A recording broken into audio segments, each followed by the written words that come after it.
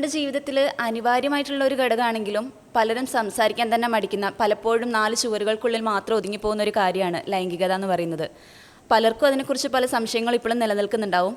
നമുക്കതൊക്കെ ഡോക്ടറോട് തന്നെ ചോദിച്ച് മനസ്സിലാക്കാം. നമ്മളോടൊപ്പം ഇന്നുള്ളത് കുന്നമംഗലം പന്തീർപ്പാടത്തുള്ള ISRM ക്ലിനിക്കിൻ്റെ ഫൗണ്ടറായ ഡോക്ടർ അജയൻ വർഗീസ് ആണ്. Welcome doctor. ഡോക്ടറെ, പലർക്കുള്ളൊരു സംശയമാണ് വയസ്സാകുന്ന സമയത്ത്, അതായത് വാർദ്ധക്യകാലത്ത് അവരിലുള്ള ലൈംഗിക ശേഷി നശിച്ചു പോകുമെന്നുള്ളത്. അങ്ങനെ എന്തെങ്കിലും കാര്യങ്ങൾ ഇപ്പോൾ നിലനിൽക്കുന്നുണ്ടോ? അതായത് ലൈംഗിക ശേഷി നശിച്ചു പോകുമോ ഇല്ലയോ എന്നുള്ളൊരു ചോദ്യത്തിന് വയസ്സാകുമ്പോൾ സാധാരണ ഈ ലൈംഗിക ശേഷിയിൽ കുറവ് വരുന്നുണ്ട്. പക്ഷേ അതിൻ്റെ അർത്ഥം അത് നശിച്ചു പോവുക എന്നുള്ളതല്ല. മാത്രമല്ല, ഈ ഒരു തെറ്റിദ്ധാരണ ഇത്ര വയസ്സ് വരെ നമുക്ക് ലൈംഗിക ബന്ധത്തിൽ ഏർപ്പെടാൻ കഴിയുള്ളൂ. ലൈംഗിക ബന്ധം എന്ന് പറയുന്നത് മരണം വരെ സാധിക്കുന്ന ഒരു കാര്യമാണ്. അഥവാ ഒരു കാപ്പിപ്പൊടി അച്ഛൻ എന്നൊക്കെ പറഞ്ഞ് യൂട്യൂബിലൊക്കെ കാണാറുണ്ട്. ആ ഒരു അച്ഛൻ പറഞ്ഞോണം മരണത്തിന് ശേഷം ഒരു 5 മിനിറ്റോടെ ലൈംഗികത നിലനിൽക്കുമെന്നാണ് അദ്ദേഹം പറഞ്ഞത്. അത് തമാശ രൂപേണ പറഞ്ഞതാണെങ്കിൽ കൂടി അതിനകത്തൊരു കാര്യമുണ്ട്. കാരണം വെച്ചിട്ട് ഈ ലൈംഗികത ജീവിത അവസാനം വരെ സ്ത്രീക്കും പുരുഷനുള്ള ഒരു അനുഗ്രഹമാണെന്നുള്ള അഭിപ്രായക്കാരനാണ് ഞാൻ. ആ ലൈംഗികത ഉണ്ടെങ്കിൽ മാത്രമേ ജീവിതം മുന്നോട്ട് പോവുള്ളൂ. പിന്നെ ലൈംഗികത നശിച്ചു പോകുന്നുണ്ടോ, അതിന് വാർദ്ധക്യകാലത്ത് കുറവ് വരുന്നുണ്ടോ ഒക്കെ എന്ന് ചോദിച്ചാൽ അങ്ങനെ ഒരു പ്രത്യേകിച്ചുള്ള കുറവ് ആരോഗ്യമുള്ള ഒരു വ്യക്തിയിൽ വരില്ല. എന്തെങ്കിലും ആരോഗ്യ കാരണങ്ങൾ, അതായത് അസുഖമുണ്ടാവുകയാണെങ്കിൽ തീർച്ചയായിട്ടും ലൈംഗിക ശേഷിയിൽ വ്യതിയാനം ഉണ്ടാവും. വയസ്സാകുമ്പോൾ നമുക്ക് ഓരോരോ അസുഖങ്ങൾ വരുമല്ലോ, ശരീരത്തിന് ബുദ്ധിമുട്ടുണ്ടാവുന്നതിനനുസരിച്ച്. അതെ അതെ. ശരീരത്തിന് എന്ന് പറയുമ്പോൾ ഇപ്പോൾ പ്രഷറോ പ്രമേഹമോ കൊളസ്ട്രോളോ ഹാർട്ടിന് കംപ്ലൈൻറ്റോ പ്രോസ്റ്റേറ്റ് കിഡ്നി അങ്ങനെ ഒത്തിരി അസുഖങ്ങൾ വരാം. അതിലേതെങ്കിലും അസുഖം ലൈംഗികതയെ ബാധിച്ചെന്ന് വരാം. അതല്ലാതെ വയസ്സല്ല അതിൻ്റെ കാരണം. ശരിക്കും അതിൻ്റെ കാരണം ആ ശരീരത്തിൽ ഉടലെടുത്തിരിക്കുന്ന മറ്റ് അസുഖങ്ങളാണ്. ഡോക്ടറെ, ഈ മനുഷ്യരിൽ മാത്രമല്ല ജീവജാലങ്ങളിൽ മുഴുവനും നിലനിൽക്കുന്ന ഒരു കാര്യമാണല്ലോ ലൈംഗികത എന്ന് പറയുന്നത്. ഈ ലൈംഗികതയ്ക്ക് ഒരു എക്സ്പയറി ഡേറ്റ് ഉണ്ടോ? ലൈംഗികതയ്ക്ക് ഒരു എക്സ്പയറി ഡേറ്റ് എന്ന് പറയുന്നൊന്നുമില്ല. ഇത് മരുന്നോ അങ്ങനെ ഏതെങ്കിലും ഒരു എക്സ്പയറി ഡേറ്റ് ഉണ്ടാക്കാൻ പറ്റുന്ന ഒരു കാര്യമല്ല. 90 വയസ്സായാലും 95 വയസ്സായാലും ലൈംഗിക ചിന്ത മനുഷ്യൻ്റെ തലച്ചോറിൽ ഉടലെടുക്കുന്നുണ്ട്. അതിനനുസരിച്ചുള്ള പ്രവർത്തനങ്ങളിലേക്ക് അവർ പോകുന്നുണ്ട്. അത് ലൈംഗിക ബന്ധമായിക്കൊള്ളുന്നില്ല. ചിലപ്പോൾ അതിനെക്കുറിച്ച് ആലോചിക്കുന്ന പോലും ലൈംഗികതയായിട്ട് നമ്മൾ കണക്കിലെടുക്കണം. എന്നാൽ പെനിട്രേറ്റീവ് സെക്സ്, അതായത് ആ രീതിയിലുള്ള ലൈംഗികതയിലേക്ക് വരുവാൻ ചിലർക്ക് കഴിഞ്ഞില്ലെങ്കിൽ കൂടി ലൈംഗികതയ്ക്ക് ഒരു എക്സ്പയറി ഡേറ്റ് ഇല്ല. മറ്റ് അസുഖം ഞാൻ നേരത്തെ സൂചിപ്പിച്ച വണ്ണം മറ്റ് അസുഖങ്ങളില്ലെങ്കിൽ ഒരു പ്രശ്നവുമില്ലാതെ ലൈംഗിക ബന്ധത്തിൽ ഏർപ്പെടാൻ കഴിയും. അതിന് വയസ്സൊരു പ്രശ്നമല്ല, എക്സ്പയറി ഡേറ്റ് ഇല്ല. ലൈംഗികതയ്ക്ക് എക്സ്പയറി ഡേറ്റ് ഉണ്ടെന്ന് നമ്മൾ കരുതുമ്പോൾ നമ്മൾ നമ്മുടെ ജീവിതം തന്നെ ഇല്ലാതാക്കുകയാണ് ചെയ്യുന്നത്. അതായത് ഒരു വ്യക്തി ലൈംഗികമായിട്ട് ബന്ധപ്പെട്ട് പോവുകയാണെങ്കിൽ അവർക്ക് ആയുസ് വർദ്ധിപ്പിക്കാൻ കഴിയും.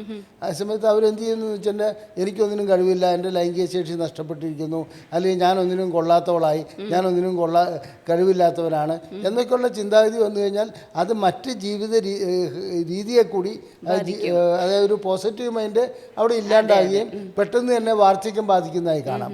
അത് എൻ്റെ അഭിപ്രായത്തിൽ ലൈംഗികത എത്രത്തോളം കാലം തുടരുന്നുവോ അത്രത്തോളം കാലം അവർക്ക് എന്നാണ് ആരോഗ്യം നിലനിർത്താൻ കഴിയുമെന്നുള്ളതാണ് എൻ്റെ അഭിപ്രായം. ഡോക്ടർ, അതുപോലെ തന്നെ ഈ വയസ്സായിട്ടുള്ള ആൾക്കാരിൽ ഒരു 50 വയസ്സിന് ശേഷമുള്ള ആൾക്കാരിലൊക്കെ ലൈംഗിക ശേഷി കുറവ് കണ്ടുവരുന്നുണ്ട്. അതെന്തുകൊണ്ടാണ്? അതിൻ്റെ കാരണം വയസ്സല്ല. അത് സാധാരണ ഇതിൽ ഇവരുടെ ജനിതക ഘടനയൊന്ന് നോക്കുകയാണെങ്കിൽ അവരുടെ പിതാവിനും മാതാവിനും ഒക്കെ എന്തെങ്കിലും അസുഖമുണ്ടോ, അമ്മമാർക്ക് എന്തെങ്കിലും അസുഖമുണ്ടോ, ആ രീതിയിലുള്ള അസുഖങ്ങൾ അവർക്ക് വരാനുള്ള സാധ്യതയുണ്ട്. ഇപ്പോൾ ഒരു ഉദാഹരണത്തിന് പ്രമേഹം, അല്ലെങ്കിൽ പ്രഷർ, കൊളസ്ട്രോള്, പിന്നെ യൂറിക് ആസിഡ്, ഇങ്ങനെയുള്ള ഏതെങ്കിലും അസുഖം അവർക്ക് പാരമ്പര്യമായിട്ട് കണ്ടുവരുന്നുണ്ടെങ്കിൽ അത്ര അസുഖം കൂടുതലായിട്ട്, അതായത് പൊതുവെ ലക്ഷണങ്ങൾ അതിൻ്റെ കാണിക്കുന്ന ഒരു 50 വയസ്സ് കഴിയുമ്പോഴാണ്. ആ 50 വയസ്സ് കഴിയുമ്പോൾ അത്തരം പ്രഷർ ഉടലെടുക്കുന്നു, പ്രമേഹം ഉടലെടുക്കുന്നു, കൊളസ്ട്രോൾ കൂടുതലാവുന്നു, ഹാർട്ടിന് കംപ്ലൈൻറ്റ് വരുന്നു, ഇത്രയൊക്കെയുള്ള അസുഖങ്ങൾ വരുമ്പോൾ അതിൻ്റെ കൂടപ്പിറപ്പായിട്ട് ലൈംഗിക ശേഷി അനുഭവപ്പെടുന്നു എന്നുള്ളതാണ് ജനം തെറ്റിദ്ധരിക്കുന്നത്. അത് ഏറെക്കുറെ താത്വികമായിട്ട് ശരിയാണെങ്കിൽ കൂടി അതിന് എൻ്റെ അഭിപ്രായത്തിൽ ഏറ്റവും ആദ്യം ഉടലെടുക്കുന്നത് ലൈംഗിക ശേഷിക്കുറവാണ്. അപ്പോൾ ലൈംഗിക ശേഷിക്കുറവ് അനുഭവപ്പെടുന്ന ഒരു വ്യക്തിയെ സംബന്ധിച്ചിടത്തോളം അവർക്കൊരു 50 വയസ്സിൽ ലൈംഗിക ശേഷിക്കുറവ് അനുഭവപ്പെടുന്നുണ്ടെങ്കിൽ അവർക്ക് പ്രമേഹം വരാനുള്ള സാധ്യതയായി, പ്രഷർ വരാനുള്ള സാധ്യത, അതിൻ്റെ ഒരു പൈലറ്റ് വാഹനം അല്ലെങ്കിൽ ഒരു ആദ്യ സൂചനയാണ് ഈ ലൈംഗിക ശേഷിക്കുറവ്. അപ്പോൾ നമ്മളതല്ലാതെ 50 വയസ്സ് കഴിഞ്ഞാൽ ഒരാൾക്ക് ലൈംഗിക ശേഷിക്കുറവ് ഉണ്ടാകുന്നത് സ്വാഭാവികമാണെന്നല്ല മനസ്സിലാക്കേണ്ടത്. അവർക്ക് പാരമ്പര്യമായി ഏത് അസുഖമാണോ വരാൻ സാധ്യതയുള്ളത് അതിൻ്റെ ആദ്യത്തെ മണി മുഴങ്ങിക്കഴിഞ്ഞിരിക്കുന്നു എന്നുള്ളതാണ്. അപ്പോൾ ഈ ലൈംഗിക ശേഷിക്കുറവ് അനുഭവപ്പെടുന്ന ആ സമയത്ത് തന്നെ ചികിത്സ തുടങ്ങുകയും ശരിയായ പരിശോധനകൾ നടത്തുകയാണെങ്കിൽ ഇന്ന അസുഖം ഇന്ന വ്യക്തിക്ക് വരാനുള്ള സാധ്യതയുണ്ടെന്ന് നമുക്ക് മനസ്സിലാക്കാം. അതിന് വെറും ലാബറട്ടറി ടെസ്റ്റുകൾ മാത്രം പോരാ. മെഡിക്കൽ ഹിസ്റ്ററി എടുക്കുമ്പോൾ ഞങ്ങൾ സാധാരണ ഫാമിലി ഹിസ്റ്ററി എടുക്കാറുണ്ട്. ഫാദറിന് ഇന്ന അസുഖം ഉണ്ടായിരുന്നോ, മദറിന് ഇന്ന അസുഖം ഉണ്ടായിരുന്നോ, ആ ബന്ധുക്കൾക്കോ സഹോദരന്മാർക്ക്, മൂത്ത സഹോദരന്മാർക്ക്, സഹോദരികൾക്ക് എന്തെല്ലാം അസുഖങ്ങളുണ്ടായിരുന്നു, ആ രീതിയിലുള്ള ഒരു അസുഖം ഇവർക്ക് വരാൻ സാധ്യതയുണ്ട് എന്നുള്ളത് നമ്മൾ മനസ്സിലാക്കിയാണ്. അപ്പോൾ അതിനനുസരിച്ചുള്ള മുൻകരുതലും എടുക്കാം, ലൈംഗിക ശേഷിക്കുള്ള ചികിത്സയും നടത്താം. അപ്പോൾ ഈ പാരമ്പര്യം അതുപോലെ തന്നെ ഇപ്പോൾ വരുന്ന ജീവിതശൈലി രോഗങ്ങളൊക്കെ ലൈംഗിക ശേഷിനെ വല്ലാതെ ബാധിക്കുന്നുണ്ടോ? എല്ലാ ജീവിതശൈലി രോഗങ്ങളും പാരമ്പര്യ ഘടകവുമായിട്ടൊരു ബന്ധമുണ്ട്. അതിൻ്റെ ഒരു ഉദാഹരണം ഞാൻ പറയാം. ഒരു വ്യക്തിക്ക് അതായത് അദ്ദേഹത്തിൻ്റെ ഫാദറിന് ഷുഗറുണ്ട്, മദറിന് ഷുഗറില്ല. അദ്ദേഹത്തിന് ഷുഗർ വരാനുള്ള സാധ്യത അവിടെ ഉണ്ട്. അവിടെ ഒരു ഘടകം കിടപ്പുണ്ട്. ഫാദറിനും മദറിനും ഷുഗർ ഉണ്ടെങ്കിൽ വരാനുള്ള സാധ്യത വളരെയധികം കൂടുതലാണ്. അതേസമയത്ത് ജീവിതശൈലി രോഗങ്ങൾ എന്നുള്ള ലെവലിൽ നമ്മൾ പ്രമേഹത്തെ കണക്കിലെടുക്കുന്നു. ശരിയാണത് ജീവിതശൈലി രോഗങ്ങളാണ്. അദ്ദേഹം വ്യായാമം ചെയ്യുന്നില്ല, അതുപോലെ തന്നെ വേണ്ട രീതിയിലുള്ള ഉറക്കമില്ല, മറ്റ് ആവശ്യത്തിൽ കൂടുതൽ മാനസിക സമ്മർദ്ദം അനുഭവപ്പെടുന്നു. ഈ വ്യക്തിക്ക് പാരമ്പര്യ ഘടകം ഉണ്ടെങ്കിൽ വളരെ നേരത്തെ തന്നെ ഷുഗർ വരും. പാരമ്പര്യ ഘടകം ഇല്ലാത്തൊരു വ്യക്തിക്ക് ചിലപ്പോൾ 10-15 വർഷം കഴിഞ്ഞേ വരുള്ളൂ. അതുകൊണ്ട് പാരമ്പര്യ ഘടകം എന്നുള്ളതിൻ്റെ അർത്ഥം അവർക്ക് കുടുംബത്തിൽ ആർക്കെങ്കിലും അസുഖം ഉണ്ടെങ്കിൽ അത് വരാനുള്ള സാധ്യതയുണ്ടെന്നാണ് പറയുന്നത്. അപ്പോൾ അതിന് മുമ്പ് തന്നെ ആദ്യം നമുക്ക് ലഭിക്കുന്ന സൂചനയാണ് ലൈംഗിക ശേഷിക്കുറവ്. അതാണ് ഞാൻ പറഞ്ഞത്. ഡോക്ടർ, അതുപോലെ തന്നെ വാർദ്ധക്യകാലത്ത് പുരുഷന്മാരിൽ പ്രധാനമായിട്ടും ഈ ലൈംഗിക താല്പര്യം കുറയുന്ന ഒരു പ്രവണത കാണുന്നുണ്ടോ?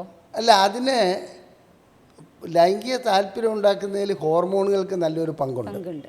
അപ്പോൾ ആ ഹോർമോണുകളുടെ കാര്യത്തിൽ എന്താണെന്ന് വെച്ചിട്ടുണ്ടെങ്കിൽ ഒരു 30-35 വയസ്സ് കഴിഞ്ഞാൽ 1% വെച്ച് ടെസ്റ്റോസ്റ്ററോണിൻ്റെ ലെവൽ കുറഞ്ഞുകൊണ്ടിരിക്കുകയാണ്. അങ്ങനെ ടെസ്റ്റോസ്റ്ററോണിൻ്റെ ലെവൽ കുറയുന്നതോടുകൂടി ലൈംഗിക താല്പര്യം മെല്ലെ മെല്ലെ കുറഞ്ഞു വരും. പക്ഷെ വെറും ടെസ്റ്റോസ്റ്ററോൺ മാത്രമല്ല ലൈംഗിക താല്പര്യം ഉണ്ടാക്കുന്നത്. അപ്പോൾ തലച്ചോറിൽ വരുന്ന ചില സിഗ്നലുകൾ, ചെറുപ്പകാലത്തിലുള്ള ചില അനുഭവങ്ങൾ, അതേപോലെ മറ്റ് ക്യൂസ്, അതെല്ലാം കൂടെ നോക്കുമ്പോൾ എന്താണ് ഇതിൽ വരുന്നതെന്ന് വെച്ചിട്ടുണ്ടെങ്കിൽ ടെസ്റ്റോസ്റ്ററോൺ ഹോർമോൺ ലെവൽ കുറയുകയാണെങ്കിൽ കൂടി ചില പുരുഷന്മാരിൽ ലൈംഗികമായിട്ടുള്ള താല്പര്യം അതേ രീതിയിൽ തന്നെ നിലനിൽക്കുകയും ഒരുപക്ഷെ അതിനേക്കാൾ കൂടുതലായി കാണപ്പെടുന്നുമുണ്ട്. അപ്പോൾ പ്രായം കൂടുന്നതോടുകൂടി ലൈംഗികമായിട്ടുള്ള താല്പര്യം കുറയുമോ എന്ന് ചോദിച്ചാൽ സ്വാഭാവികമായിട്ടും അതിൻ്റെ ഉത്തരം നൽകേണ്ടതുണ്ട്. തീർച്ചയായിട്ടും കുറയും. കാരണം ഹോർമോൺ ലെവൽ കുറയുന്നുണ്ട്. ഹോർമോൺ ലെവൽ കുറയുമ്പോൾ ലൈംഗികമായിട്ടുള്ള താല്പര്യം കുറയും. അതുമാത്രമല്ല, ഈ ഹോർമോൺ ലെവൽ കുറയുന്നത് പ്രോസ്റ്റേറ്റിനെ ബാധിക്കും. ബിനൈൻ പ്രോസ്റ്റാറ്റിക് ഹൈപ്പർപ്ലേസിയ എന്ന് പറയുന്ന ഒരു അസുഖത്തിലേക്ക് അത് പോകാറുണ്ട്. മൂത്രതടസ്സം ഉണ്ടാകാറുണ്ട്. രാത്രിയിൽ എഴുന്നേറ്റ് മൂത്രം ഒഴിക്കാൻ പോകേണ്ടി വരാറുണ്ട്. അങ്ങനെയുള്ള പ്രോസ്റ്റേറ്റിനെ ബാധിക്കുന്ന ഒരു അവസ്ഥയിലേക്ക് പോകാറുണ്ട്. ഹോർമോൺ സ്ത്രീകളെ സംബന്ധിച്ചിടത്തോളം മെനോപോസ് എന്ന് പറഞ്ഞൊരു അവസ്ഥയാണ്. ഹോർമോൺ കുറയുന്നതോടുകൂടി അവരുടെ ആർത്തവ വിരാമം ഉണ്ടാകുന്നുണ്ട്. പുരുഷന് അങ്ങനെ പ്രകടമായ ഒരവസ്ഥയിലേക്ക് പോകുന്നില്ലെങ്കിൽ കൂടി പുരുഷനും ലൈംഗികമായിട്ടുള്ള ഈ താല്പര്യക്കുറവ് ഒരു ഗ്രാജ്വലി, ഒരു ഗ്രാഫ് മെല്ലെ താണു വരുന്നത് പോലെ കുറഞ്ഞു വരുന്നുണ്ട്. ഒറ്റയടിക്കല്ല എന്ന് മാത്രം. എന്നിരുന്നാലും എത്ര ഹോർമോൺ ലെവൽ കുറവിലേക്ക് പോയാലും പുരുഷൻ്റെ ലൈംഗികത അത്ര പെട്ടെന്നൊന്നും ഇല്ലാതാകുന്ന ഒന്നല്ല. മാത്രമല്ല, ലൈംഗിക താല്പര്യം അവിടെ ഉണ്ടാക്കുന്നതിന് വെറും ഹോർമോൺ മാത്രമല്ല ഘടകമാകുന്നത്. പിന്നെ മറ്റ് അസുഖങ്ങളും ഒക്കെ ഉണ്ടെങ്കിൽ ലൈംഗികമായിട്ടുള്ള താല്പര്യം കുറയാറുണ്ട്. ഡോക്ടറെ, ഈ ആർത്തവിരാമത്തിന് ശേഷം, അതായത് മെനോപോസിന് ശേഷം സ്ത്രീകളിലെ ലൈംഗികത നശിക്കുന്നുണ്ടോ? ആ ചോദ്യത്തിൽ അതായത് നമ്മുടെ ഹോർമോൺ ലെവൽ, ഈസ്ട്രോജൻ്റെ ലെവൽ കുറയുന്നുണ്ട്.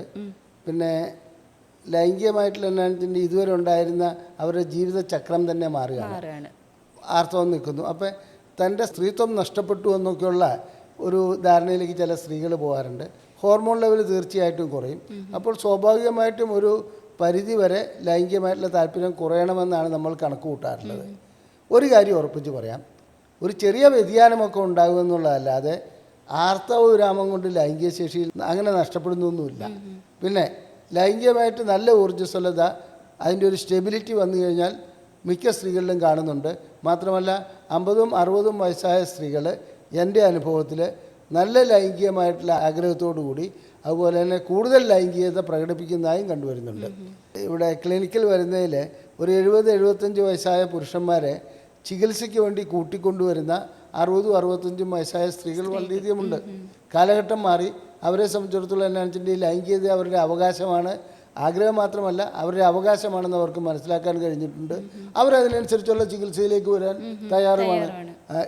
അതായത് പണ്ട് വിദ്യാഭ്യാസമില്ലാതിരുന്ന അല്ലെങ്കിൽ ഇതിനെക്കുറിച്ച് ബോധവൽക്കരണമില്ലാതിരുന്ന ഒരു കാലഘട്ടത്തിൽ ഇതിനെക്കുറിച്ച് ഇതൊക്കെ വല്ല നേരത്തെ സൂചിപ്പിച്ച 4 ചുമരുകൾക്കുള്ളിൽ അത് ഒതുങ്ങി തീരുമാനിച്ചു. ഇപ്പം 4 ചുമരുകൾക്കുള്ളിലല്ല, അതിന് പുറത്തേക്ക് പോകാൻ ചുമരുകൾക്കുള്ളിൽ ഇരുന്നാൽ പോലും മൊബൈൽ ഫോണായി, കമ്പ്യൂട്ടറായി, ഇൻ്റർനെറ്റായി, അവർക്ക് ഇവിടെ നിന്ന് ഏത് രാജ്യത്തേക്കും എവിടത്തേക്കും പോകാനും അത്രയ്ക്ക് വിശാലമാണ് ലോകം. അങ്ങനെ ആവുന്നതോട് അവർ ലൈംഗികതയെക്കുറിച്ച് അതിൽ സെർച്ച് ചെയ്യുകയും ലൈംഗികത നശിക്കുന്ന ഒന്നല്ല എന്നുള്ളത് മനസ്സിലാക്കുകയും ചെയ്യുന്നതോടുകൂടി സ്ത്രീകളും ലൈംഗികമായിട്ടുള്ള അവരുടെ കാര്യത്തിൽ മാത്രമല്ല, ഒരു വ്യക്തിയെ മാത്രം ബാധിക്കുന്ന പ്രശ്നമല്ലല്ലോ, ഒരു ദാമ്പത്യം എന്ന് പറയുന്ന ഒരു കുടുംബ പ്രശ്നമാണല്ലോ. അപ്പോൾ 2 കൂട്ടരും ചികിത്സയ്ക്ക് വരുന്ന കണക്ക്, അതായത് സ്റ്റാറ്റിസ്റ്റിക്സ് നോക്കുകയാണെങ്കിൽ കൂടി വരുന്നുണ്ട്. അങ്ങനെ ചികിത്സയ്ക്ക് വരുന്നവരിൽ അവരുടെ അസുഖങ്ങൾ എന്താണ്, അവർക്ക് പ്രശ്നങ്ങൾ എന്തെല്ലാം ആണുള്ളത്, അതൊക്കെ കണ്ടുപിടിച്ചിട്ട് രണ്ടുപേരെയും ആരോഗ്യരംഗത്തിനും അതുപോലെ തന്നെ ലൈംഗിക കാര്യങ്ങൾക്ക് നമുക്ക് ചികിത്സ നൽകാൻ കഴിയും. അതുകൊണ്ട് അവരുടെ ആയുസ് വർദ്ധിപ്പിക്കാൻ കഴിയുമെന്നുള്ളതാണ് മറ്റൊരു കാര്യം. അതുകൂടാതെ ഈ ലൈംഗികതയില്ലെങ്കിൽ ആ കുടുംബത്തിലെ ജീവിതം ഒരു അലസോരപ്പെടുത്തുന്ന അല്ലെങ്കിൽ ഒരു പോസിറ്റീവ് മൈൻഡ് ഇല്ലാത്തൊരവസ്ഥയായിരിക്കും. അവരെ സംബന്ധിച്ച് അവരുടെ ഇൻറ്റിമസി വർദ്ധിക്കുന്നു. അവർക്ക് അതുപോലെ തന്നെ മുന്നോട്ട് പോകാനുള്ളൊരു ജീവിതം മുന്നോട്ട് കൊണ്ടുപോകാനുള്ള ഒരു പ്രവണത, അതായത് ഒരു കഴിവ് അതിൽ ലഭിക്കുന്നു. പ്രത്യേകിച്ച് മക്കളൊക്കെ ഇന്ന് മിക്കവരുടെയും മറ്റ് വിദേശ രാജ്യങ്ങളിലോ മറ്റും ജോലി ചെയ്യുകയായിരിക്കും. ഏതായാലും പണ്ടത്തെ പോലെ അച്ഛൻ്റെ അമ്മയുടെയും കൂടെ ആയിരിക്കില്ല മക്കൾ. അപ്പോൾ ആ വാർദ്ധക്യകാലത്ത് അവരെ സംബന്ധിച്ചിടത്തോളം ലൈംഗിക സുഖം ലഭിക്കുകയാണെങ്കിൽ അവർക്കത് നല്ല കാര്യമാണെന്നുള്ളൊരു അഭിപ്രായമാണ് എനിക്കുള്ളത്. മാത്രമല്ല അവരുടെ ആരോഗ്യത്തിന് നല്ലതുമാണത്. ഡോക്ടർ, അതുപോലെ തന്നെ ഈ വാർദ്ധക്യകാലത്ത് വരുന്ന ഏതൊക്കെ രോഗങ്ങളാണ് ലൈംഗിക ശേഷി നശിപ്പിക്കാൻ കാരണമാവുന്നത്?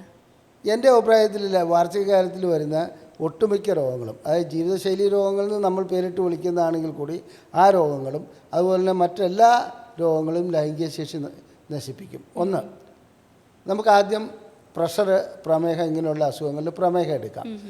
ഒരു വ്യക്തിക്ക് പ്രമേഹം വരികയാണെങ്കിൽ അവരുടെ ലൈംഗിക ശേഷി നഷ്ടപ്പെടുവാനുള്ള സാധ്യത 10 മടങ്ങാണ്. അതിൻ്റെ കാരണം അവരുടെ ഞരമ്പുകളെ അത് ബാധിക്കുന്നു, രക്തക്കൊള്ളുകളെ ബാധിക്കുന്നു, ഹോർമോണുകളെ ബാധിക്കുന്നു. അപ്പോൾ ഞരമ്പുകൾക്ക് ബ്ലോക്ക് ഉണ്ടാകുന്നു, അതുപോലെ തന്നെ രക്തക്കൊള്ളുകൾക്ക് ബ്ലോക്ക് ഉണ്ടാകുന്നു. അതുകൂടാതെ ഹോർമോണിൻ്റെ ലെവൽ കുറയുന്നു, അവരുടെ ലൈംഗിക ഉദ്ധാരണം ഉണ്ടാവില്ല. സ്ത്രീയെ സംബന്ധിച്ചിടത്തോളം അവർക്ക് ആഗ്രഹങ്ങൾ ഉണ്ടാവില്ല. അതുപോലെ തന്നെ അവരുടെ യോനിയിൽ ഇതിനു മുമ്പുണ്ടായിരുന്ന പോലെയുള്ള നനവുണ്ടാവില്ല. അപ്പോൾ അങ്ങനെ ലൈംഗികമായിട്ട് ബന്ധപ്പെടാനുള്ള ആഗ്രഹം മനസ്സിലുണ്ടെങ്കിൽ കൂടി അതിനുള്ള കഴിവില്ലാത്തൊരവസ്ഥയിലേക്ക് പ്രമേഹം കൊണ്ടെത്തിക്കും. പിന്നെ ക്രമേണ ആ ആഗ്രഹം കൂടി ഇല്ലാണ്ടാവുന്ന ഒരവസ്ഥയിലേക്ക് പോകും. പ്രഷർ വരികയാണെങ്കിൽ അവരുടെ രക്തക്കൊള്ളുകൾക്ക് ബ്ലോക്ക് ഉണ്ടാക്കാം. അതുപോലെ തന്നെ രക്തക്കൊള്ളിൻ്റെ ഉൾപ്പാളിയായിട്ടുള്ള എൻഡോത്തീലിയം പൊട്ടിപ്പോകുന്ന അല്ലെങ്കിൽ തകരാറിലേക്ക് പോകുന്ന ഒരവസ്ഥ വരും. അത് ബ്ലോക്കിലേക്ക് പോകാം, അത്രോസ്ക്ലിറോസ് അങ്ങനെയുള്ള കാര്യങ്ങളിലേക്കൊക്കെ പോകാം. ആ ലെവലിലും ലൈംഗിക ശേഷി നഷ്ടപ്പെടുന്നതായി കാണാം. അത് സ്ത്രീക്കും പുരുഷനും ഒരേപോലെ തന്നെ അത് സംഭവിക്കാം. ഇനി കൊളസ്ട്രോൾ കൂടിയാണെങ്കിൽ നമുക്ക് എല്ലാവർക്കും അറിയാം രക്തക്കൊള്ളുകൾക്ക് ബ്ലോക്ക് ഉണ്ടാക്കും. അങ്ങനെ ബ്ലോക്ക് ഉണ്ടാക്കുമ്പോൾ ഓരോരോ അവയവങ്ങൾക്ക് ഇതിൽ വേണ്ടത്ര രീതിയിലുള്ള രക്തം ലഭിക്കില്ല, ലിംഗോദ്ധാരണം നടക്കില്ല, യോനിയിൽ നനവുണ്ടാവില്ല. ഈ പ്രശ്നങ്ങളാണ് കൊളസ്ട്രോൾ വഴിക്ക് വരുന്നത്. ഇനി അടുത്തത് ഈ അസുഖങ്ങൾ 3 വരികയാണെങ്കിൽ അതല്ലാതെ തന്നെ ഹാർട്ട് അറ്റാക്ക് ഉണ്ടാകാം, പ്രായമാകുമ്പോൾ ഹാർട്ട് അറ്റാക്ക് ഉണ്ടാകാം.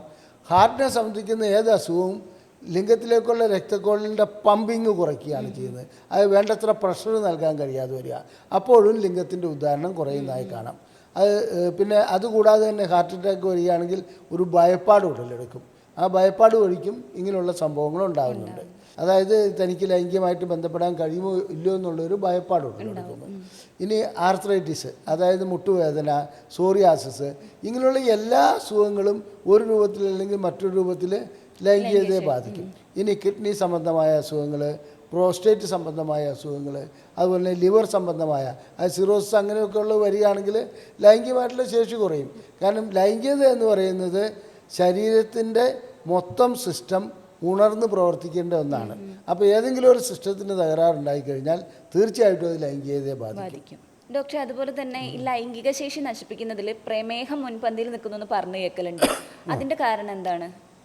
അതിൻ്റെ കാരണം എന്ന് വെച്ചിട്ടുണ്ടെങ്കിൽ പ്രമേഹം ശരിക്കും പറഞ്ഞാൽ ഒരു വ്യക്തിക്ക് പ്രമേഹം ഉണ്ടാകുകയാണെങ്കിൽ ആളുകൾ ധരിക്കുന്നത് പോലെയല്ല, അദ്ദേഹത്തിൻ്റെ ഓരോ കോശവും മരിച്ചുകൊണ്ടിരിക്കുകയാണ്. ആ കോശങ്ങൾ തകരാറിലാകുന്നു എന്ന് പറയുമ്പോൾ ഏറ്റവും ആദ്യം സംഭവിക്കുന്നത് അദ്ദേഹത്തിൻ്റെ രക്തക്കൊള്ളികൾക്ക് ബ്ലോക്ക് ഉണ്ടാകുന്നു. രക്തക്കൊള്ളുകൾക്ക് ബ്ലോക്ക് ഉണ്ടാകുന്നതോടുകൂടി ലിംഗത്തിലേക്കുള്ള രക്തപ്രവാഹം തടസ്സപ്പെടുന്നു. അതുപോലെ തന്നെ ഞരമ്പുകൾക്ക് കൈകാലുകൾക്ക് തരിപ്പുണ്ടാകുന്നു. അപ്പോൾ ചിലരൊക്കെ പ്രമേഹം മൂർച്ഛിച്ച് കഴിയുമ്പോൾ അവർ ഇഷ്ട ചെരുപ്പ് ഊരിപ്പോകുന്നു അവരറിയില്ല. അത് ന്യൂറോപ്പതിയാണ്. അപ്പോൾ ഞരമ്പുകളെ അത് ബാധിക്കുന്നു.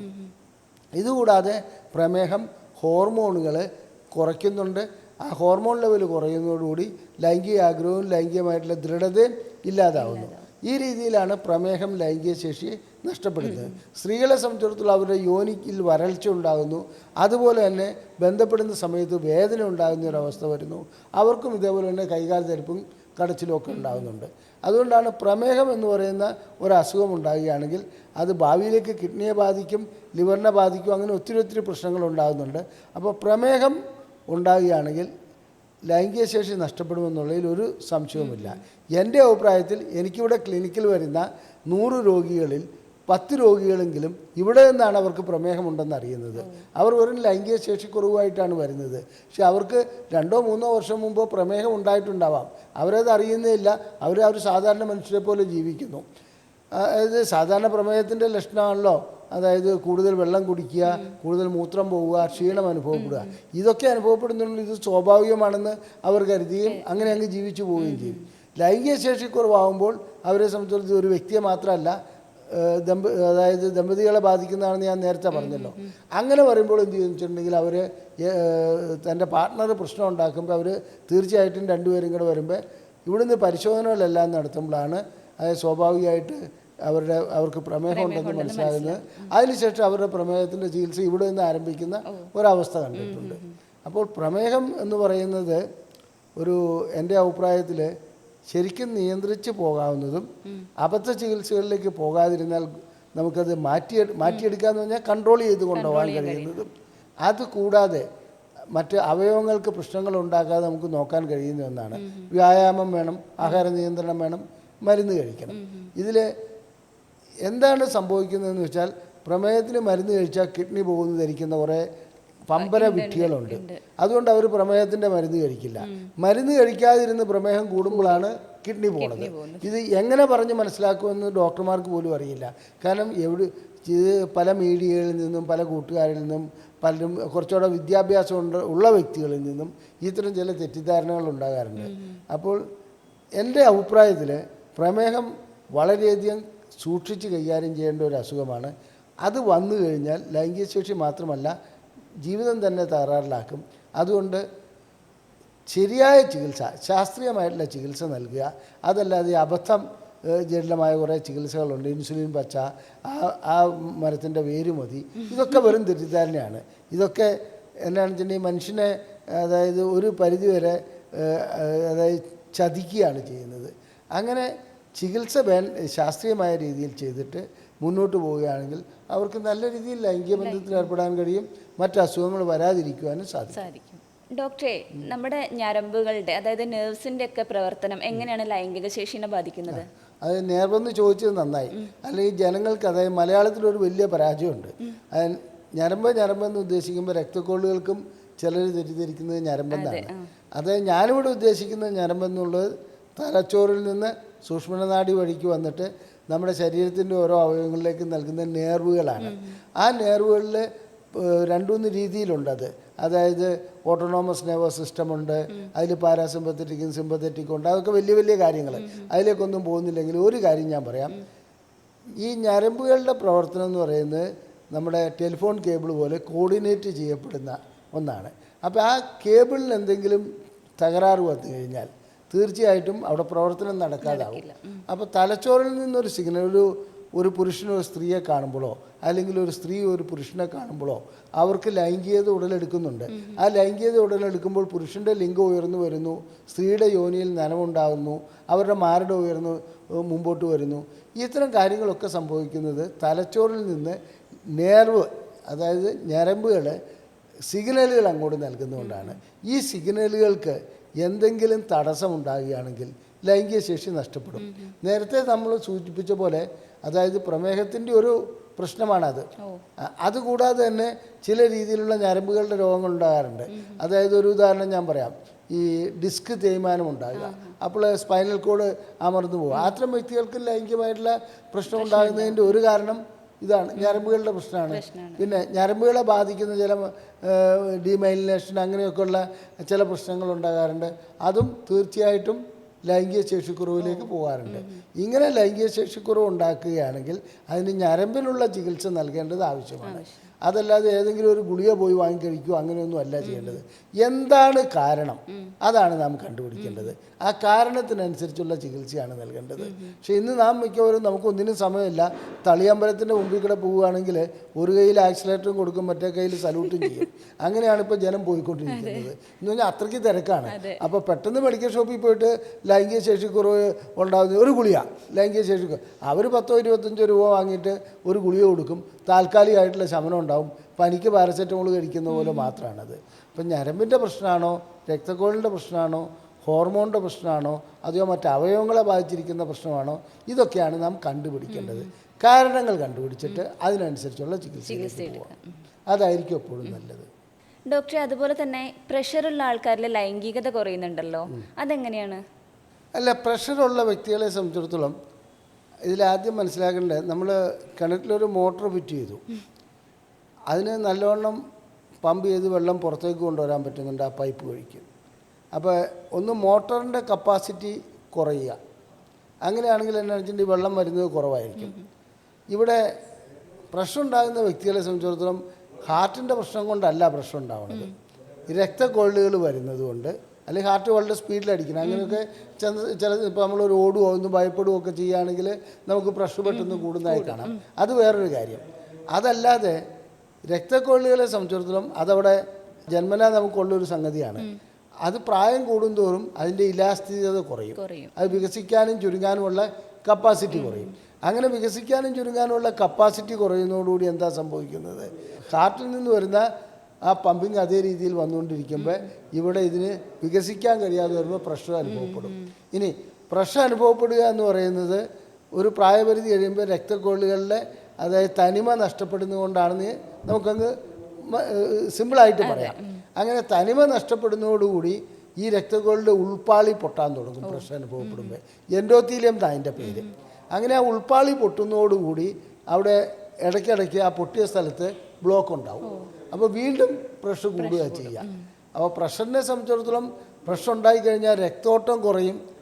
അതുകൊണ്ട് തന്നെ ലൈംഗിക ശേഷിക്കുറവ് അനുഭവപ്പെടുകയും ചെയ്യും. ലിംഗത്തിലേക്കുള്ള രക്തക്കൊഴലുകൾ വളരെ ചെറുതാണ്. അവിടെ പ്രഷർ ബാധിക്കുകയാണെങ്കിൽ അതിലേക്ക് പ്രഷർ ഉണ്ടാകുമ്പോൾ ഈ രീതിയിലുള്ള എൻഡോത്തീലിയം പൊട്ടിക്കഴിഞ്ഞാൽ അങ്ങോട്ട് രക്തം എത്താതെ വരും. അതുകൊണ്ടാണ് പ്രഷറുള്ളവർക്ക് ഇത് വരുന്നത്. പിന്നെ പ്രഷറുള്ളവർക്ക് മറ്റ് അവയവങ്ങൾക്കും ഇപ്പോൾ കിഡ്നിക്ക് പ്രശ്നം ഉണ്ടാവാം. അതുപോലെ പ്രഷർ കൂടുന്നതോറും ഹാർട്ടിൽ കൂടുതലായിട്ട് വർക്ക് ചെയ്യേണ്ടി വരും. അപ്പോൾ ഹാർട്ടിൻ്റെ പമ്പിങ് കുറയാം. അങ്ങനെ പല പ്രശ്നങ്ങളും അതിനകത്തുണ്ട്. അതുകൂടാതെ പ്രഷറുള്ളവർക്ക് എന്നാ പെട്ടെന്ന് ദേഷ്യം വരാനുള്ള സാധ്യതയുണ്ട്. ഇറിറ്റേറ്റഡ് ആയിരിക്കും. അങ്ങനെയുള്ള ഒരു അവസ്ഥ വരുമ്പോൾ സ്വാഭാവികമായിട്ടും ലൈംഗിക ശേഷി നഷ്ടപ്പെടുന്ന ഒരവസ്ഥ കാണാറുണ്ട്. ഡോക്ടർ, ഈ പ്രഷർ, പ്രമേഹം, കൊളസ്ട്രോൾ തുടങ്ങിയ ജീവിതശൈലി രോഗങ്ങളൊക്കെ ലൈംഗിക ശേഷിനെ വല്ലാതെ ബാധിക്കാറുണ്ട്, കുറവ് വരാറുണ്ട്. അപ്പം നമുക്ക് എങ്ങനെയാണ് അത് വീണ്ടെടുക്കാൻ കഴിയുക? നമ്മൾ ഈ കാര്യമൊന്നും നേരത്തെ ഇതിനു മുമ്പ് ചർച്ച ചെയ്തിരുന്നു. അതായത് ഞാനതിന് ജീവിതശൈലി രോഗങ്ങൾ എന്ന് മാത്രം പറഞ്ഞ് തള്ളിക്കളയില്ല എന്ന് ഞാൻ പറഞ്ഞു. ജനിതകമായിട്ടുള്ള ഒരു ഘടകം കൂടി അതിനകത്തുണ്ട്. അതിൻ്റെ കൂട്ടത്തിൽ ജീവിതശൈലി അങ്ങനെ ആവുന്നതുകൊണ്ട് ഇത് വരുന്നു. ഒരു ഉദാഹരണം പറഞ്ഞാൽ ഒബീസിറ്റി, അതായത് അമിതവണ്ണമുള്ള ഒരു വ്യക്തിയെ സംബന്ധിച്ചിടത്തോളം അയാൾക്ക് ജനിതകമായിട്ടുള്ളൊരു ഘടകം ഉള്ളതുകൊണ്ടാണ് അയാൾക്ക് അമിതവണ്ണം വരുന്നത്. ആ അമിതവണ്ണം വരുന്ന വ്യക്തി ജീവിതശൈലിയിൽ മാറ്റം വരുത്തുകയാണെങ്കിൽ വണ്ണം കുറയ്ക്കാൻ കഴിയും. ആഹാരത്തിൽ നിയന്ത്രണം വരുത്തുക, വ്യായാമം ചെയ്യുക, അങ്ങനെയുള്ള അതിനും ലിമിറ്റേഷൻസ് ഉണ്ട്, അതിന് പരിധിയുണ്ട്. അപ്പോൾ ഇത്തരം കാര്യങ്ങളിൽ എന്താണെന്ന് വെച്ചിട്ടുണ്ടെങ്കിൽ ഏത് രീതിയിലുള്ള ജീവിതശൈലി രോഗങ്ങളും, പ്രമേഹം, പ്രഷർ, കൊളസ്ട്രോൾ, അതുപോലെ ഒബീസിറ്റി, അതായത് അമിതവണ്ണം, ഇങ്ങനെയുള്ള രോഗങ്ങളിൽ എന്താണ് സംഭവിക്കുന്നതെന്ന് വെച്ചാൽ രക്തക്കൊഴലുകളെ, പ്രധാനമായും രക്തക്കൊഴലുകളെ അത് ബ്ലോക്കാക്കുന്നു. ഈ രക്തക്കൊഴലുകളെ ബ്ലോക്കാക്കുമ്പോൾ ലിംഗത്തിലേക്കുള്ള രക്തം വേണ്ടത്ര എത്താതെ വരുന്നു. അതിന് ലിംഗത്തിന് ഉയരാൻ കഴിയാതെ അവസ്ഥ വരുന്നു. സ്ത്രീകളെ സംബന്ധിച്ചിടത്തോളം അവരുടെ യോനിയിലേക്കുള്ള രക്തത്തിന് തടസ്സം ഉണ്ടാകുന്നു. അതുപോലെ ലൂബ്രിക്കേഷൻ ഇല്ലാതാവുന്നു. ഇതൊക്കെയാണ് അതിനകത്ത് വരുന്നത്. അപ്പോൾ അതിനെ എങ്ങനെ ചികിത്സിക്കാമെന്ന് വെച്ചാൽ ഞാൻ ആദ്യം പറഞ്ഞു, ജനിതകം നമുക്ക് മാറ്റിയെടുക്കാൻ എളുപ്പമല്ല. അപ്പം നമ്മൾ മുൻകൂട്ടി കാണുക, എൻ്റെ പിതാവിന് ഇന്ന അസുഖമാണോ വന്നിരുന്നത്, എൻ്റെ മാതാവിന്, എൻ്റെ അമ്മാവന്മാർക്ക്, അവർക്കൊക്കെ സഹോദരന്മാർക്ക് എന്തെല്ലാം അസുഖങ്ങളാണ് ഉണ്ടായിരുന്നത്, ആ ഒരു ചാർട്ട് നമ്മൾ തന്നെ ഉണ്ടാക്കണം. അതിന് ഡോക്ടർമാരുടെ അടുക്ക പോകേണ്ട കാര്യമൊന്നുമില്ല.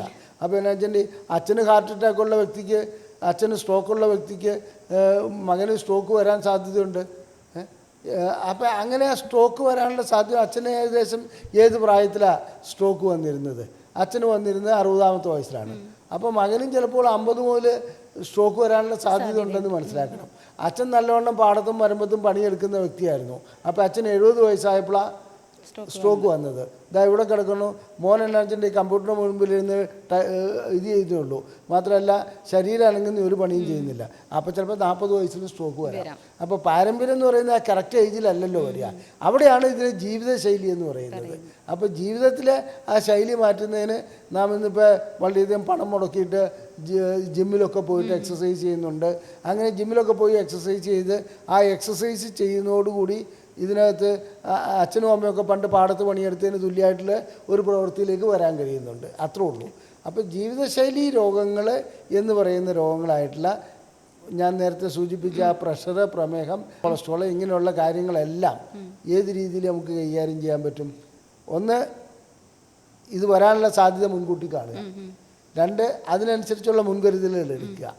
അത് ലൈംഗിക ശേഷി ഏതെങ്കിലും രീതിയിൽ ഒരു ചെറിയ തകരാറ് കാണുകയാണെങ്കിൽ തീർച്ചയായിട്ടും അസുഖം വരുന്നതിൻ്റെ ആദ്യത്തെ മണി മുടങ്ങിക്കഴിഞ്ഞിരിക്കുന്നു. അപ്പോൾ അതിനുള്ള ലാബറട്ടറി പരിശോധന, ശാരീരിക പരിശോധന എല്ലാം നടത്തുക. അത് നടത്തിയതിന് ശേഷം ഇന്ന അസുഖമാണ് വരാൻ സാധ്യതയുള്ളതെന്ന് നമുക്ക് മനസ്സിലാക്കാൻ പറ്റും. അങ്ങനെ മനസ്സിലാക്കിയതിന് ശേഷം ചികിത്സയിലേക്ക് പോവുക. അതല്ലാതെ ചികിത്സ എന്ന് ഞാൻ ഉദ്ദേശിച്ച വെറും മരുന്നല്ല കേട്ടോ. അതായത് നമ്മൾ സ്വയം നിയന്ത്രിക്കേണ്ട കുറേ കാര്യങ്ങളുണ്ട്. ഇപ്പോൾ അത് എനിക്ക് ദുഃഖകരമായ ഒരവസ്ഥ തന്നെ വെച്ചിട്ടുണ്ടെങ്കിൽ ഫാദറും മദറും ഒന്നും, അതായത് അവരുടെ രക്ഷിതാക്കൾ സിഗരറ്റ് വലിക്കുകയോ അങ്ങനെയൊന്നും ചെയ്യുന്ന വ്യക്തികളായിരിക്കില്ല. അതേസമയത്ത് ഈ ചെറുപ്പക്കാർ സിഗരറ്റൊക്കെ വലിക്കുന്ന ഒരു വ്യക്തികളാകുമ്പോൾ അവർക്ക് കുറച്ചുകൂടെ നേരത്തെ ഇത്തരം അസുഖങ്ങൾ വരാൻ സാധ്യതയുണ്ട്, വളരെ നേരത്തെ. ഇതൊക്കെയാണ് മുൻകൂട്ടി കാണേണ്ടത്. അതിൽ തന്നെ ലൈംഗിക ശേഷിക്കുറവ് ആദ്യത്തെ സൂചനയാണെന്ന് മാത്രമേ ഞാൻ പറഞ്ഞുള്ളൂ. അതുപോലെ ഡോക്ടറെ, ഈ ജീവിതശൈലി രോഗങ്ങൾക്ക് നമ്മൾ എടുക്കുന്ന മരുന്നുകളുണ്ടല്ലോ, അത് ലൈംഗിക ശേഷിനെ മോശമായിട്ട് ബാധിക്കാറുണ്ടോ?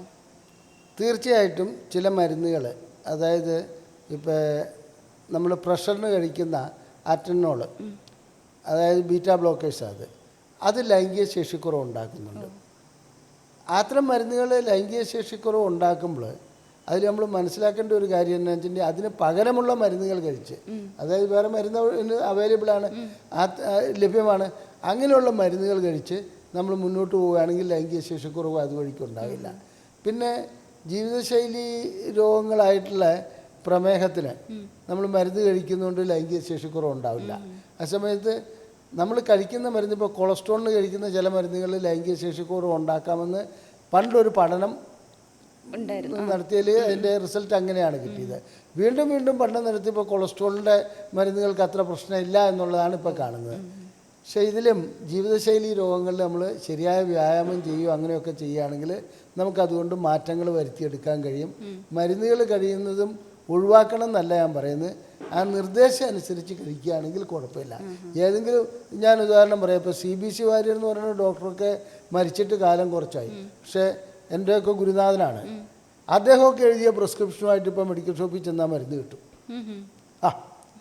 അതിൽ ഇപ്പോൾ മെഡിക്കൽ ഷോപ്പിൽ ചെന്നിട്ട് ഏത് 10-20 വർഷം മുമ്പ് മരിച്ച ഡോക്ടറെ പ്രിസ്ക്രിപ്ഷനും കൊണ്ട് വന്നാൽ, ഇപ്പോൾ രാമമൂർത്തി സാറൊക്കെ എഴുതിയ മരുന്ന് വേണമെങ്കിൽ ഇപ്പോഴും വാങ്ങി ഞാൻ തരാം, അങ്ങ് ചെന്നാൽ മതി. ആ ലെവലിലാണ് നമ്മുടെ മെഡിക്കൽ സിസ്റ്റത്തിന് അങ്ങനെ ഒരു തകരാറുണ്ട്. അപ്പോൾ ആ മരുന്ന് ഇങ്ങനെ ഡോക്ടർ മരിച്ചിട്ട് 10-20 വർഷമായി, എന്നാലും അതേ മരുന്ന് തന്നെ ഇങ്ങനെ കഴിച്ചു പോകുന്നത് ഒരു നല്ല പ്രവണതയല്ല. പ്രഷറും പ്രമേഹമൊക്കെ ഉള്ള രോഗികൾ ഒരു വർഷത്തിലൊരിക്കലെങ്കിലും, എൻ്റെ അഭിപ്രായത്തിൽ 6 മാസമെങ്കിലും ചെയ്യണം, വർഷത്തിലൊരിക്കലെങ്കിലും എല്ലാ പരിശോധനകളും നടത്തി ഡോക്ടറെ കണ്ട് അതിൻ്റെ മാറ്റങ്ങൾ എന്ത് വരുത്തണം എന്നുള്ളത്. ഒരു വണ്ടി വാങ്ങിയാൽ പോലും നമ്മളൊന്ന് വർഷത്തിലൊരിക്കൽ സർവീസ് ചെയ്യില്ലേ? ഡോസേജിന് മാത്രമല്ല, ഡോസേജിന് മാറ്റം വരും എന്നുള്ള ഉറപ്പ്, ഡോസേജിന് മാത്രമല്ല ആ കെമിക്കൽ തന്നെ ചിലപ്പോൾ എന്നാ വെച്ചാൽ ഇദ്ദേഹത്തിന് പ്രയോജനം ഉണ്ടാക്കാത്ത രീതിയിലായി പോകും. അതായത് അന്ന് കഴിക്കുന്ന കെമിക്കൽ കൊണ്ട് ഒരു പ്രയോജനം ഉണ്ടാവില്ല. അപ്പോൾ നമ്മൾ മാറ്റേണ്ട സമയം കഴിഞ്ഞിട്ടുണ്ടാവും. മാത്രമല്ല അതിനേക്കാളും നല്ല മെഡിസിൻസ് 20 വർഷം മുമ്പുണ്ടായിരുന്ന എത്രയോ മരുന്നുകൾ ഇന്ന് കിട്ടാനേ ഇല്ല. ആ മരുന്നുകളൊക്കെ മാറിയിട്ട് അതിൻ്റെ പുതിയ ജനറേഷൻ വന്നിട്ടുണ്ട്.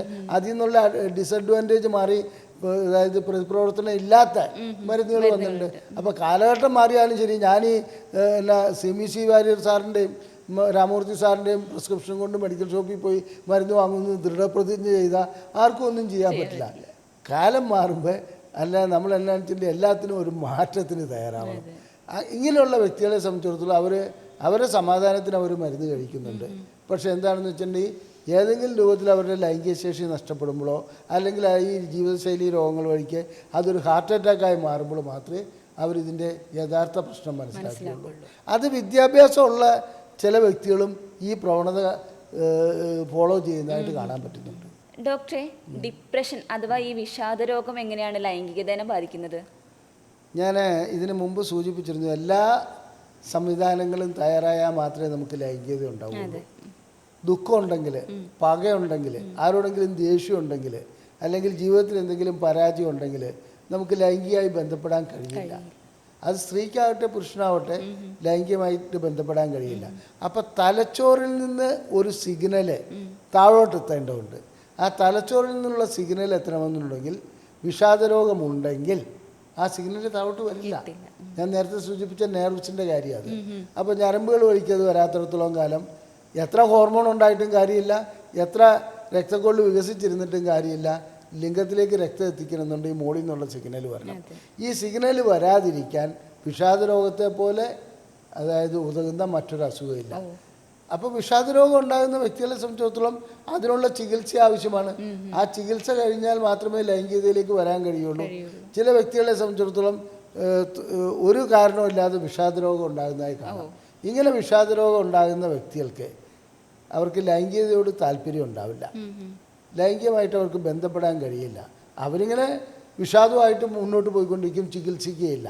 ശരിക്കും വിഷാദരോഗം ചികിത്സിക്കുകയാണെങ്കിൽ ലൈംഗികത മാത്രമല്ല അവരുടെ ജീവിതം തന്നെ മാറ്റിമറിക്കാൻ പറ്റും. പിന്നെ നല്ല ലൈംഗികത വിഷാദരോഗം ഇല്ലാതെയാക്കുകയും ചെയ്യും.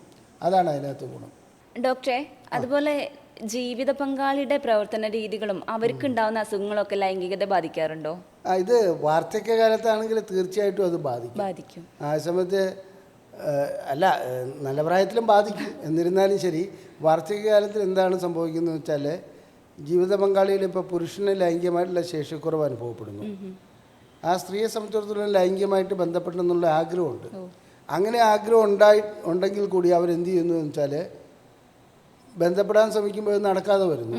സ്വാഭാവികമായിട്ടും എന്നാണെന്ന് വെച്ചിട്ടുണ്ടെങ്കിൽ ഇവർക്കൊരു നിരാശയിലേക്ക് പോയും വീണ്ടും അവർക്ക് ലൈംഗികത ഇല്ലാതായി പോകുന്ന ഒരു അവസ്ഥയും കണ്ടുവരുന്നുണ്ട്. നമ്മുടെ അതായത് കടയിൽ പോയിട്ട് വാങ്ങാൻ പറ്റുന്ന ഒരു കാര്യമല്ലല്ലോ. അപ്പോൾ അതുകൊണ്ട് തന്നെ എന്നാണെന്ന് വെച്ചിട്ടുണ്ടെങ്കിൽ അവർക്ക് ക്രമേണ ലൈംഗികത നശിച്ചു പോകുന്നതായി കാണാം. പിന്നെ ഒരു ഉദാഹരണത്തിന് ഒരു വ്യക്തിക്ക് അർബുദം ബാധിച്ചിരിക്കുന്നു. ഭർത്താവിനെ സംബന്ധിച്ചിടത്തോളം ഭാര്യയ്ക്ക് സ്തനാർബുദം, പിന്നെ ഗർഭപാത്രത്തിൻ്റെ സംബന്ധം അല്ലെങ്കിൽ ഏതെങ്കിലും ഒരു അർബുദം ബാധിച്ചില്ലേ. ഈ അസുഖം ഇതൊക്കെ ആയിട്ട് നടക്കുമ്പോൾ അവരെ സംബന്ധിച്ചിടത്തോളം, പുരുഷനെ സംബന്ധിച്ചിടത്തോളം തൻ്റെ ഇണയോടുള്ള സ്നേഹം കൊണ്ട് അവരുടെ ചികിത്സയും കാര്യങ്ങളും ഒക്കെ ആയിട്ട് നടക്കുമ്പോൾ ലൈംഗികത ഇല്ലാതായി പോവുകയും പിന്നെ ലൈംഗികമായിട്ടുള്ള ഒരു മരവിപ്പ് വരുന്ന ഒരവസ്ഥയുണ്ട്. എല്ലാ വ്യക്തികളിലും അല്ല കേട്ടോ. ചിലർക്ക് ഏത് അസുഖം വന്നാലും വേണ്ടില്ല, ലൈംഗികത മാത്രം മതി എന്നും പറഞ്ഞ് നടക്കുന്ന ചില വ്യക്തികളുമുണ്ട്.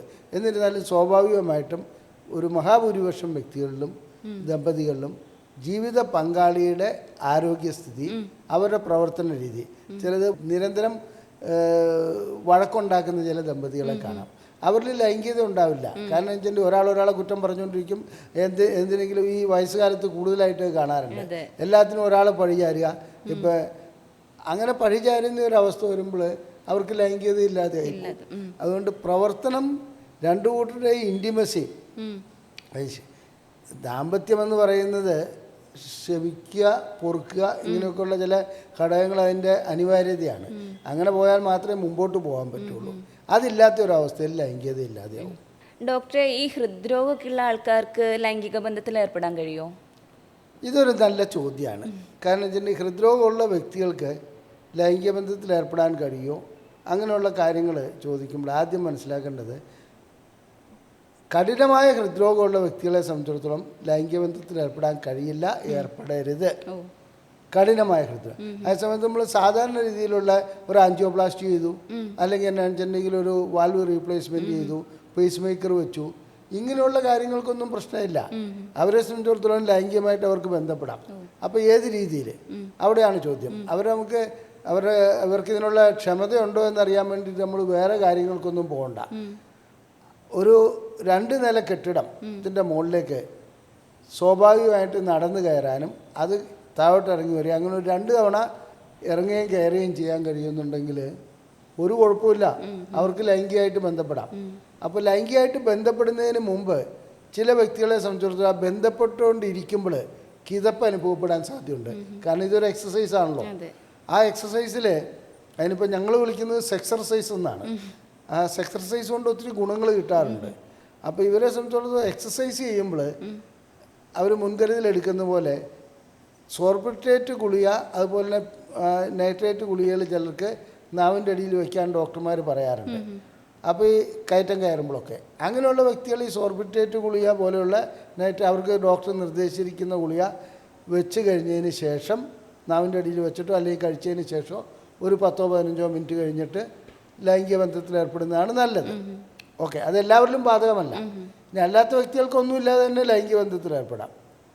എന്നാൽ വലിയൊരു അബദ്ധമുണ്ട്. ഇവർക്ക് ലൈംഗിക ശേഷിക്കുറവ് ഉണ്ടാകുമ്പോൾ സ്വാഭാവികമായിട്ട് ഈ നൈട്രേറ്റ് ഗുളിക കഴിക്കുന്ന ചില വ്യക്തികൾ പോയിട്ട് മെഡിക്കൽ ഷോപ്പിൽ ചെന്ന് പറയും ബന്ധപ്പെടാനുള്ള ഒരു ഗുളിക വേണമെന്ന്. അവരവിടുന്ന് PD5 ഇൻഹിബിറ്റർ, അതായത് വയാഗ്ര പോലെയുള്ള ഗുളികകൾ കൊടുക്കും. ഈ വയാഗ്ര പോലെയുള്ള ഗുളികകൾ കൊടുക്കുമ്പോൾ അതിനകത്ത് സംഭവിക്കുന്നത് എന്താണെന്ന് വെച്ചിട്ടുണ്ടെങ്കിൽ നൈട്രേറ്റിൻ്റെ ഒപ്പം അത് കഴിക്കുകയാണെങ്കിൽ, അതായത് സോർബിട്രേറ്റ് പോലെയുള്ള ഗുളികളുടെ ഒപ്പം അത് കഴിക്കുകയാണെങ്കിൽ അവരുടെ പ്രഷർ വളരെ പെട്ടെന്ന് കുറയും. അവർ ചിലപ്പോൾ ലൈംഗിക ബന്ധത്തിൽ ഏർപ്പെട്ടുകൊണ്ടിരിക്കുമ്പോൾ തളർന്നങ്ങ് പോവും, ചിലപ്പോൾ മരണം വരെ സംഭവിക്കാം. വയാഗ്ര കണ്ടുപിടിച്ച കാലഘട്ടങ്ങളിൽ കുറേ മരണം ഉണ്ടായതിൻ്റെ പിന്നിലുള്ള പ്രശ്നം അതാണ്. അതുകൊണ്ട് ഹൃദ്രോഗമുള്ള വ്യക്തികൾക്ക് ലൈംഗിക ബന്ധത്തിൽ ഏർപ്പെടാമോ എന്ന് ചോദിച്ചാൽ ഏർപ്പെടുന്നതിന് കുഴപ്പമുണ്ടായിട്ടല്ല, അവർക്ക് ഡോക്ടറുടെ നിർദ്ദേശാനുസരണമുള്ള ലൈംഗിക ബന്ധമാകാം. അതല്ലാതെ അവർ സ്വയമായിട്ട് വയാഗ്ര വാങ്ങി കഴിക്കുന്നു, സോർബിട്രേറ്റും അതിൻ്റെ കൂട്ടത്തിൽ കഴിക്കുന്നു, അങ്ങനെ ചെയ്യാൻ പാടില്ല. പിന്നെ അൺസ്റ്റേബിൾ അഞ്ചൈന എന്ന് പറഞ്ഞൊരു കാര്യമുണ്ട്, അത് സ്റ്റെബിലൈസ് ചെയ്തിട്ടില്ലാത്ത അവരും എന്താണെന്ന് വെച്ചിട്ടുണ്ടെങ്കിൽ ലൈംഗിക ബന്ധത്തിൽ ഏർപ്പെടുമ്പോൾ ശ്രദ്ധിക്കേണ്ട കാര്യങ്ങളുണ്ട്. അപ്പോൾ ഡോക്ടറുടെ നിർദ്ദേശം ഇതിനകത്ത് ആവശ്യമാണ്. ഒരു പരിശോധന നടത്തി ഡോക്ടർ നിർദ്ദേശിക്കും ഇന്ന രീതിയിൽ ലൈംഗിക ബന്ധത്തിൽ ഏർപ്പെടാമെന്നുള്ളത്. അതല്ല ലൈംഗിക ബന്ധം അവർക്ക് നിഷിദ്ധമാക്കപ്പെട്ട ഒരു കാര്യമൊന്നുമല്ല. ഡോക്ടർ, അതുപോലെ തന്നെ ഈ വാർദ്ധക്യം ബാധിച്ച ആൾക്കാർ ലൈംഗിക പ്രശ്നങ്ങളുമായിട്ട് ഡോക്ടർമാരെ എടുത്ത് ചെല്ലുമ്പോൾ അവർ നല്ല രീതിയിലല്ല, പോസിറ്റീവായിട്ടല്ല റിയാക്ട് ചെയ്യാറെന്ന് പറഞ്ഞു കേട്ടിട്ടുണ്ട് ഡോക്ടേഴ്സ്. അതിലെന്തെങ്കിലും കാര്യമുണ്ടോ? അല്ല, അതിലെ പ്രശ്നം എന്താണെന്ന് വെച്ചിട്ടുണ്ടെങ്കിൽ ഡോക്ടർമാരുടെ ഒരു മനസ്ഥിതി മാറേണ്ട സമയം കഴിഞ്ഞു. അതായത് മൊത്തം സമൂഹത്തിൻ്റെ ഒരു പരിച്ഛേദം തന്നെയാണല്ലോ ഡോക്ടർമാരുള്ളത്. വാർദ്ധക്യത്തിൽ ഉള്ള വ്യക്തികൾക്ക് ലൈംഗികത ആവശ്യമില്ല എന്ന് വിശ്വസിക്കുന്ന ആൾക്കാരാണ് സമൂഹത്തിൽ കൂടുതലുള്ളത്. അവർക്ക് ലൈംഗികത ഗുണം ചെയ്യുമെന്നുള്ള കാര്യം നമ്മൾ നേരത്തെ ചർച്ച ചെയ്ത് മനസ്സിലാക്കി കഴിഞ്ഞു. മാത്രമല്ല അവരുടെ ആയുസ് വർദ്ധിപ്പിക്കാനും നല്ലതാണ്. ഡോക്ടർമാരെ സംബന്ധിച്ചിടത്തോളം അവരുടെ അറിവ് ആ കാര്യത്തിൽ ഈ സമൂഹത്തിൽ നിന്ന് കിട്ടുന്നോ. ഇപ്പോൾ ലൈംഗികമായി എനിക്ക് 70 വയസ്സായ ഒരു വ്യക്തി എന്നിട്ട് ഒരു ഡോക്ടറോട് പറയാം, സാധാരണ ഡോക്ടറോട്, സെക്സോളജിസ്റ്റിനോടല്ല, എനിക്ക് ലൈംഗികമായിട്ട് ബന്ധപ്പെടാൻ കഴിയുന്നില്ല എന്ന് പറഞ്ഞാൽ അത് ഇനിയിപ്പോൾ ലൈംഗികമായിട്ട് ബന്ധപ്പെടാത്തതിൻ്റെ കുഴപ്പമാണ് എന്ന് പറഞ്ഞിട്ട് അതൊന്നും സാരമില്ല എന്ന് പറഞ്ഞ് ഏതെങ്കിലും വൈറ്റമിൻ ഗുളിക എഴുതി കൊടുക്കുന്നതായി കാണാം. അതേസമയത്ത് ആ ഡോക്ടർക്ക് ശരിയായ അതായത് പരിശീലനം അല്ലെങ്കിൽ അതിൻ്റെ ഒരു സ്റ്റഡി ക്ലാസ് ഇതിന് കൊടുത്തിട്ടുണ്ടെങ്കിൽ തീർച്ചയായിട്ടും അദ്ദേഹം ഈ രീതിയിലുള്ള കംപ്ലീറ്റ് ചെക്കപ്പും കാര്യങ്ങളും ഒക്കെ നടത്തും. നിർഭാഗ്യവശാൽ നമ്മുടെ മെഡിക്കൽ കരിക്കുലത്തിൽ സൈക്യാട്രി ഡിപ്പാർട്ട്മെൻറ്റിൽ കുറച്ചൊക്കെ പഠിപ്പിക്കുന്നുണ്ട്, യൂറോളജിയിൽ കുറച്ചൊക്കെ പഠിപ്പിക്കുന്നുണ്ട്. എന്നിരുന്നാലും അതിൻ്റെ പരിപൂർണമായിട്ടുള്ളൊരു രീതിയിൽ ഡോക്ടർമാരെ ഈ സെക്ഷൽ മെഡിസിൻ പഠിപ്പിക്കുന്നില്ല. അതുകൊണ്ട് എന്ത് സംഭവിക്കുന്നു വെച്ചിട്ടുണ്ടെങ്കിൽ ഏതെങ്കിലും ഒരു ഡോക്ടറെ സമീപിക്കുമ്പോൾ ഡോക്ടർ ഇനി അതിനെക്കുറിച്ചൊന്നും ചിന്തിക്കേണ്ട, നമ്മളങ്ങ് കഴിഞ്ഞു പോയാൽ പോരെ എന്നുള്ള കാര്യം ചോദിക്കും. അത് ആ രീതിയിൽ അവർ പോസിറ്റീവായിട്ട് എടുക്കുന്നില്ല എന്ന് പറയുന്നത് ശരിയാണ്. ഇന്ന് ഞങ്ങളുടെ അസോസിയേഷനൊക്കെ, അതായത് international association of sexual medicine practitioners modern medicine ഒക്കെ ഈ കാര്യത്തിൽ ഡോക്ടർമാരെ വല്ലാതെ അതായത് നല്ല രീതിയിൽ ക്ലാസ്സുകൾ നൽകി വീഡിയോകളും വഴി മറ്റും ഇത് ചെയ്യുന്നുണ്ട്. അതായത് അവർക്ക് പരിശീലനം നൽകുന്നുണ്ട്. ഞാനതിൻ്റെ അഖിലേന്ത്യാ ചെയർമാനാണ്. അപ്പോൾ എനിക്കറിയാം ഒട്ടനവധി ഡോക്ടർമാരെ ഈ കാര്യത്തിൽ ഞങ്ങൾ മാറ്റം വരുത്താൻ ഞങ്ങൾക്ക് കഴിഞ്ഞിട്ടുണ്ട്. അങ്ങനെ ഡോക്ടർമാർക്കൊരു പോസിറ്റീവ് മൈൻഡ് ഉണ്ടാക്കിയെടുക്കേണ്ടത് ഒരാവശ്യമാണ്. അത് ഇതിന് ചികിത്സയുണ്ട്.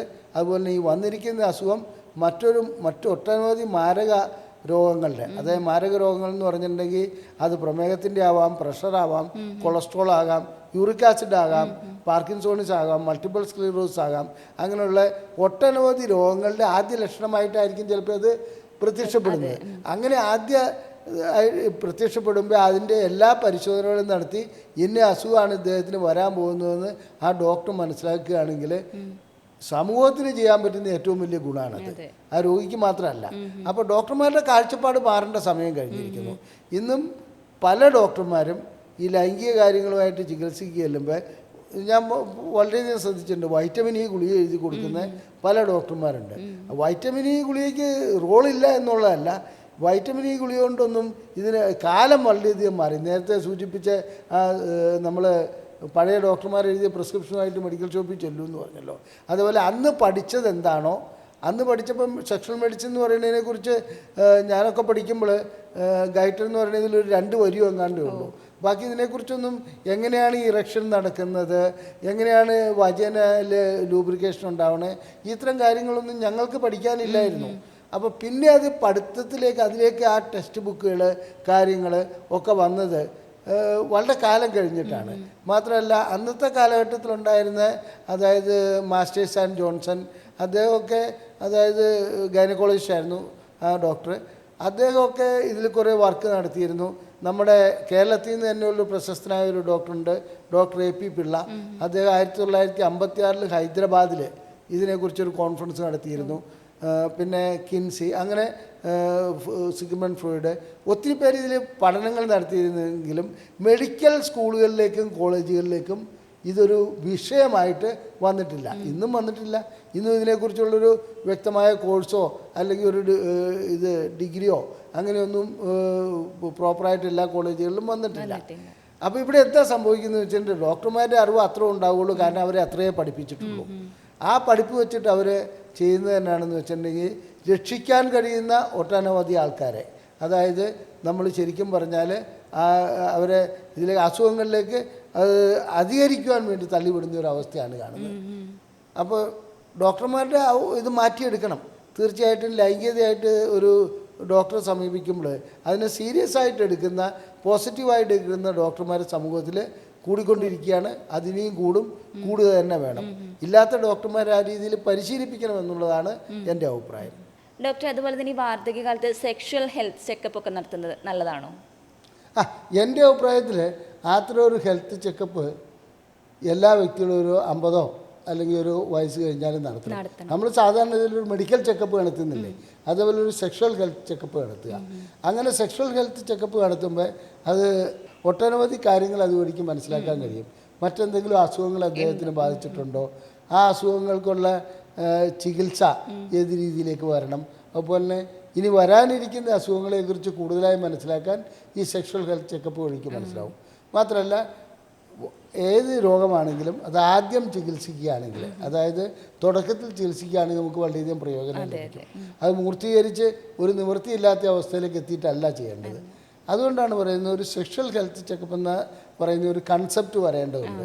അങ്ങനെ ഒരു കൺസെപ്റ്റ് എന്ന് പറഞ്ഞാൽ ഒരു 50 വയസ്സൊക്കെ ആകുമ്പോൾ എൻ്റെ സെക്ഷൽ ഹെൽത്ത് ചെക്കപ്പ് എങ്ങനെയാണ്, അതായത് എല്ലാ ഹോർമോണുകളും ചെക്ക് ചെയ്യുക, ലിംഗത്തിൻ്റെ റിജിഡിറ്റി ചെക്ക് ചെയ്യുക, അതുപോലെ തന്നെ ബയോതെസ്മിമെട്രി ചെയ്യുക, ഞരമ്പുകളുടെ ടെസ്റ്റ് ചെയ്യുക.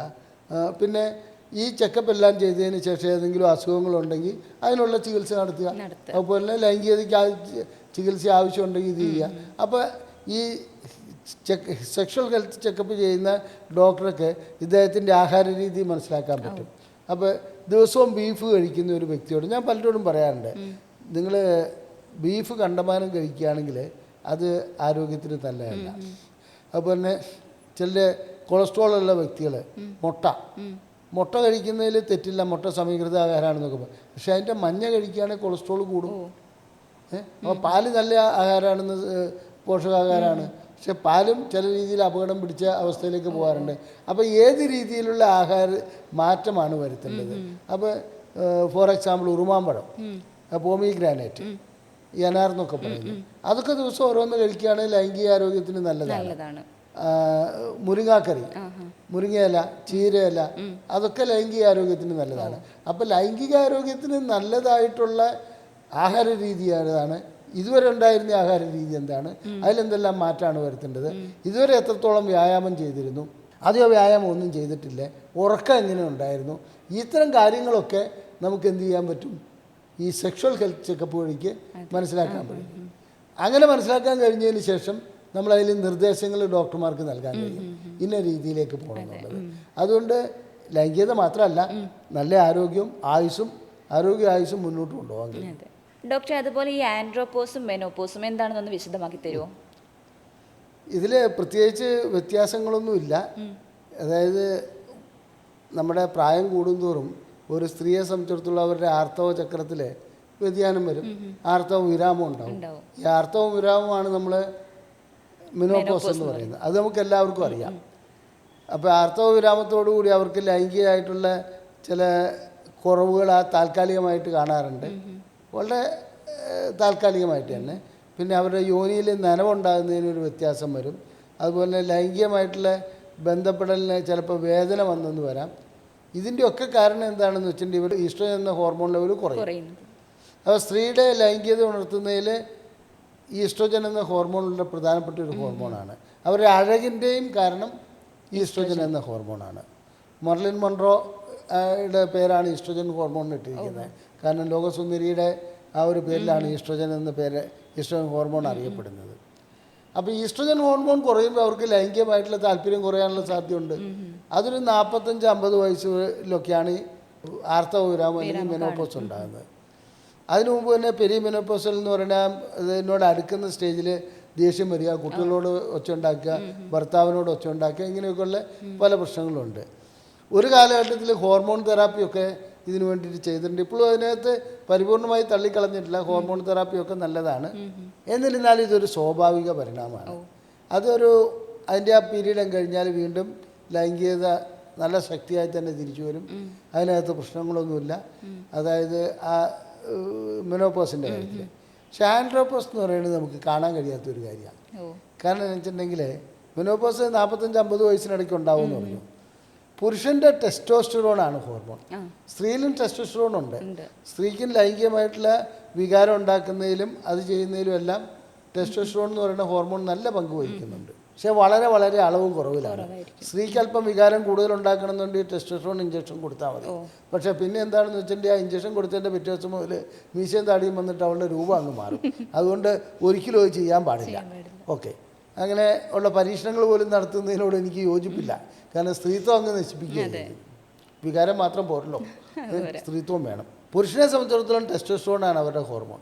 ടെസ്റ്റോസ്റ്ററോൺ ഹോർമോൺ കുറഞ്ഞ് വരുന്ന ഒരവസ്ഥ ഒരൊറ്റ അടിക്കുണ്ടാകുന്നതല്ല. ഏതാണ്ട് ഒരു 30-35 വയസ്സാകുമ്പോൾ 1% വെച്ച് ടെസ്റ്റോസ്റ്ററോൺ ഇങ്ങനെ കുറഞ്ഞ് പോയിക്കൊണ്ടിരിക്കും. അങ്ങനെ ടെസ്റ്റോസ്റ്ററോൺ കുറഞ്ഞു പോകുമ്പോൾ ഒരു പരിധിയിലെത്തുമ്പോൾ ലൈംഗികമായിട്ടുള്ള ഉത്തേജനം ഉണ്ടാകാതിരിക്കുന്ന രീതിയിലേക്ക് ടെസ്റ്റോസ്റ്ററോണിൻ്റെ ലെവൽ കുറയും. അതാണ് ആൻഡ്രോപോസ് എന്ന് പറയുന്നത്. അപ്പോൾ നമുക്കൊരു ഏജ് പറയാൻ പറ്റില്ല. ഒരു വ്യക്തിക്ക് 40 ആണെങ്കിൽ മറ്റേ വ്യക്തിക്ക് 50 ആവാം, ചില വ്യക്തിക്ക് 60 ആവാം, ചിലർക്കത് 70 വരെ പോകാം. അപ്പോൾ ആൻഡ്രോപോസ് എന്ന് പറയുന്നത് ശരിക്കും പറഞ്ഞാൽ ഒരു പുരുഷൻ്റെ ഏത് വയസ്സിലാണ് ഏത് സമയത്താണ് സംഭവിക്കുന്നത് നമുക്ക് വ്യക്തമായി പറയാൻ പറ്റില്ല. വ്യക്തിക്കനുസരിച്ച് മാറിക്കൊണ്ടിരിക്കും. അതുകൂടാതെ തന്നെ എന്താണെന്ന് വെച്ചിട്ടുണ്ടെങ്കിൽ എല്ലാ പുരുഷന്മാരിലും ഇത് സംഭവിക്കുന്നുണ്ട്. അവരുടെ ലൈംഗിക ശേഷി ഇല്ലാതാവുന്ന ഒരവസ്ഥയിലേക്ക് പോകുന്നു. അത് ഹോർമോൺ ലെവലായിട്ടില്ല.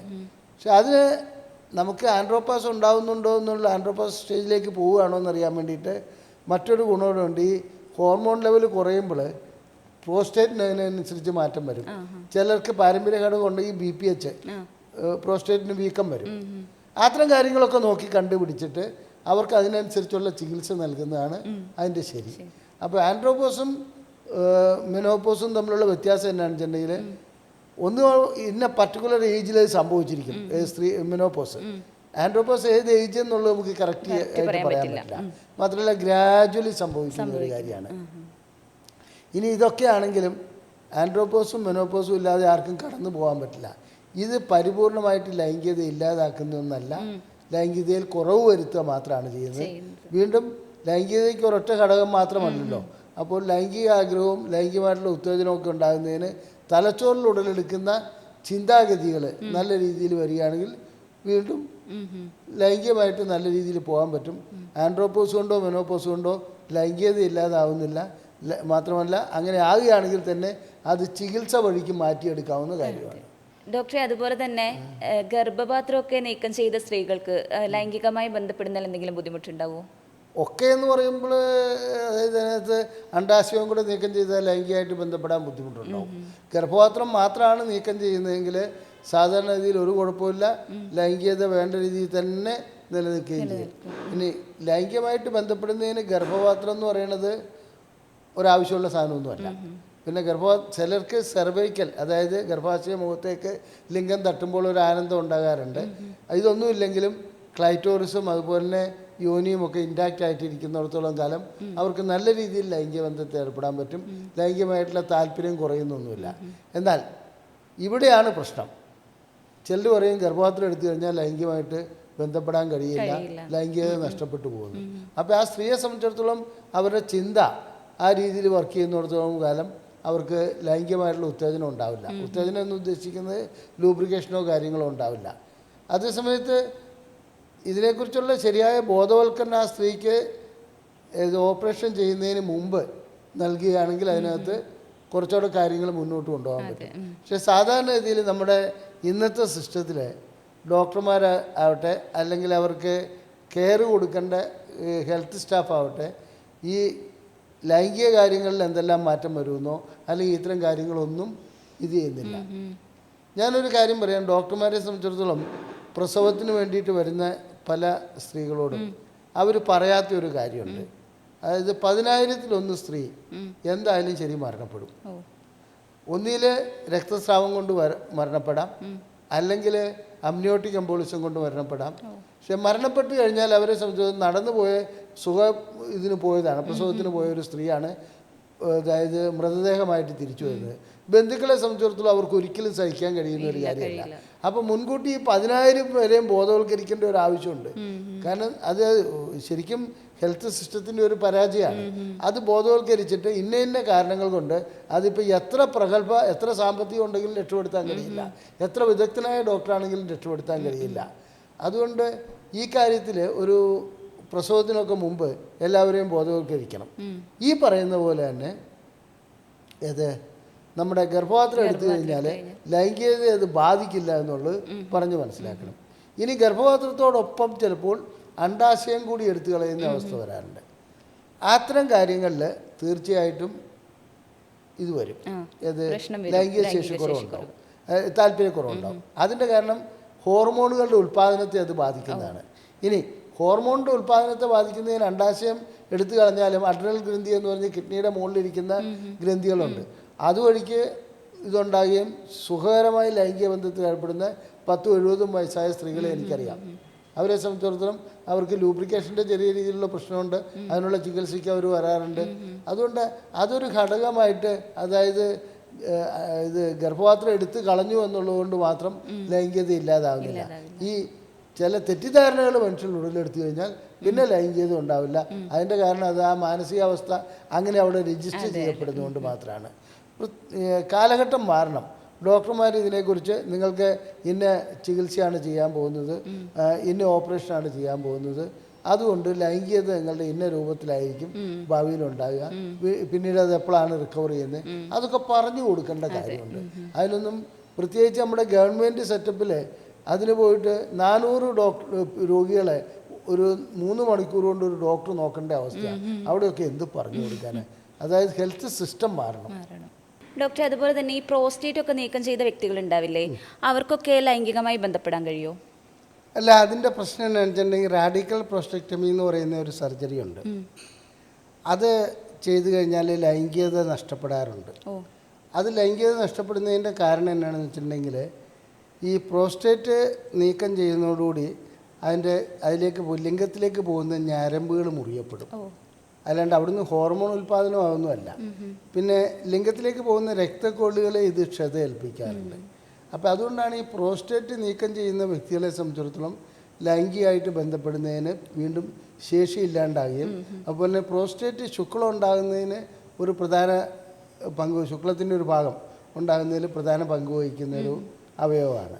അപ്പോൾ പ്രോസ്റ്റേറ്റ് നീക്കം ചെയ്ത് കഴിഞ്ഞാൽ ഞരമ്പുകൾ മുറിയുന്നതുകൊണ്ടും രക്തക്കൊള്ളുകൾ ബ്ലോക്ക് ആകുന്നതുകൊണ്ടും ലീക്ക് വരികയും ചെയ്യും രക്തത്തിൻ്റെ. അപ്പോൾ വീനസ് ലീക്ക് എന്നതിന് പറയുക. അങ്ങനെയുള്ള സംഭവങ്ങൾ ഉണ്ടാകുന്നതുകൊണ്ട് ലൈംഗിക ശേഷി നഷ്ടപ്പെടാറുണ്ട്. ഇനി ലൈംഗിക ശേഷി നഷ്ടപ്പെടുന്ന ആ വ്യക്തികൾക്ക് അത് പണ്ടൊക്കെ ഉണ്ടായിരുന്ന ആര്യ സർജറി വളരെ എന്നാണെന്ന് വെച്ചിട്ടുണ്ടെങ്കിൽ റൂഡായിട്ടുള്ള ഇതായിരുന്നു, മൊത്തമായിട്ട് പ്രോസ്റ്റേറ്റ് എടുത്ത്. ഇപ്പോൾ മൈക്രോ സർജറി ഒക്കെ വന്നതിന് ശേഷം ഞരമ്പുകൾക്കും ബ്ലഡ് വെസലിനും ക്ഷതമേൽക്കാതെ ചെയ്യാൻ പറ്റുന്ന സർജറിയൊക്കെ ആവിഷ്കരിച്ച് വരുന്നുണ്ട്. പക്ഷേ ഇതിലെ പ്രധാനപ്പെട്ട പ്രശ്നം ഇഞ്ചോട് ഇഞ്ചെന്ന് പറയുന്നതാണ്. അതായത് പ്രോസ്റ്റേറ്റിൻ്റെ ഭാഗം നീക്കം ചെയ്യുമ്പോഴത്തേക്കും ഏതെങ്കിലും ഒരു ഞരമ്പോ അല്ലെങ്കിൽ ബ്ലഡ് വെസലോ മുറിയാതെ മുമ്പോട്ട് പോകാൻ പറ്റില്ല. കാലം കുറേ കഴിയുമ്പോൾ ഈ ഇതൊക്കെ പുരോഗമിച്ച് വരുമ്പോൾ, അതായത് ശാസ്ത്രം പുരോഗമിച്ച് വരുമ്പോൾ അതിനൊക്കെ ഒരു മാറ്റം ഉണ്ടാവുമെന്ന് പ്രതീക്ഷിക്കാം. പക്ഷേ ഇപ്പോഴത്തെ സ്ഥിതിയിൽ പ്രോസ്റ്റേറ്റ് നീക്കം ചെയ്ത് കഴിഞ്ഞാൽ ലൈംഗികമായിട്ടുള്ള ശേഷിക്കുറവ് കാണപ്പെടുന്നുണ്ട്. അതിനുള്ള പരിഹാരമാർഗം ഇംപ്ലാന്റ് അങ്ങനെയുള്ളതൊക്കെയാണ്. അത് ശസ്ത്രക്രിയ ചെയ്യുക അങ്ങനെയൊക്കെയുള്ള മാർഗ്ഗമാണ്. പക്ഷെ എന്നിരുന്നാലും പ്രോസ്റ്റേറ്റ് നീക്കം ചെയ്യുന്നതിന് ചെയ്യാതെ എന്തെങ്കിലും മാർഗം ഉണ്ടെങ്കിൽ അതാണ് ഏറ്റവും നല്ലത്. പിന്നെ എംബോളിസം, പ്രോസ്റ്റേറ്റിൻ്റെ എംബോളിസം അങ്ങനെയുള്ള ചികിത്സയൊക്കെ വന്നിട്ടുണ്ട്. അപ്പോൾ അതുകൊണ്ട് തന്നെയാണെന്ന് വെച്ചിട്ടുണ്ടെങ്കിൽ പ്രോസ്റ്റേറ്റിൻ്റെ BPH ഉള്ളവർക്കൊക്കെ അത് കുറേ പ്രയോജനം ചെയ്ത് കാണുന്നുണ്ട്. എത്രയൊക്കെ പറഞ്ഞാലും ശരി, പ്രോസ്റ്റേറ്റ് ഒരു വലിയ ഘടകമാണ്. അതിൽ കൂടെയാണ് ഈ ഞരമ്പുകളും രക്തക്കൊള്ളും ഒക്കെ പോകുന്നത്.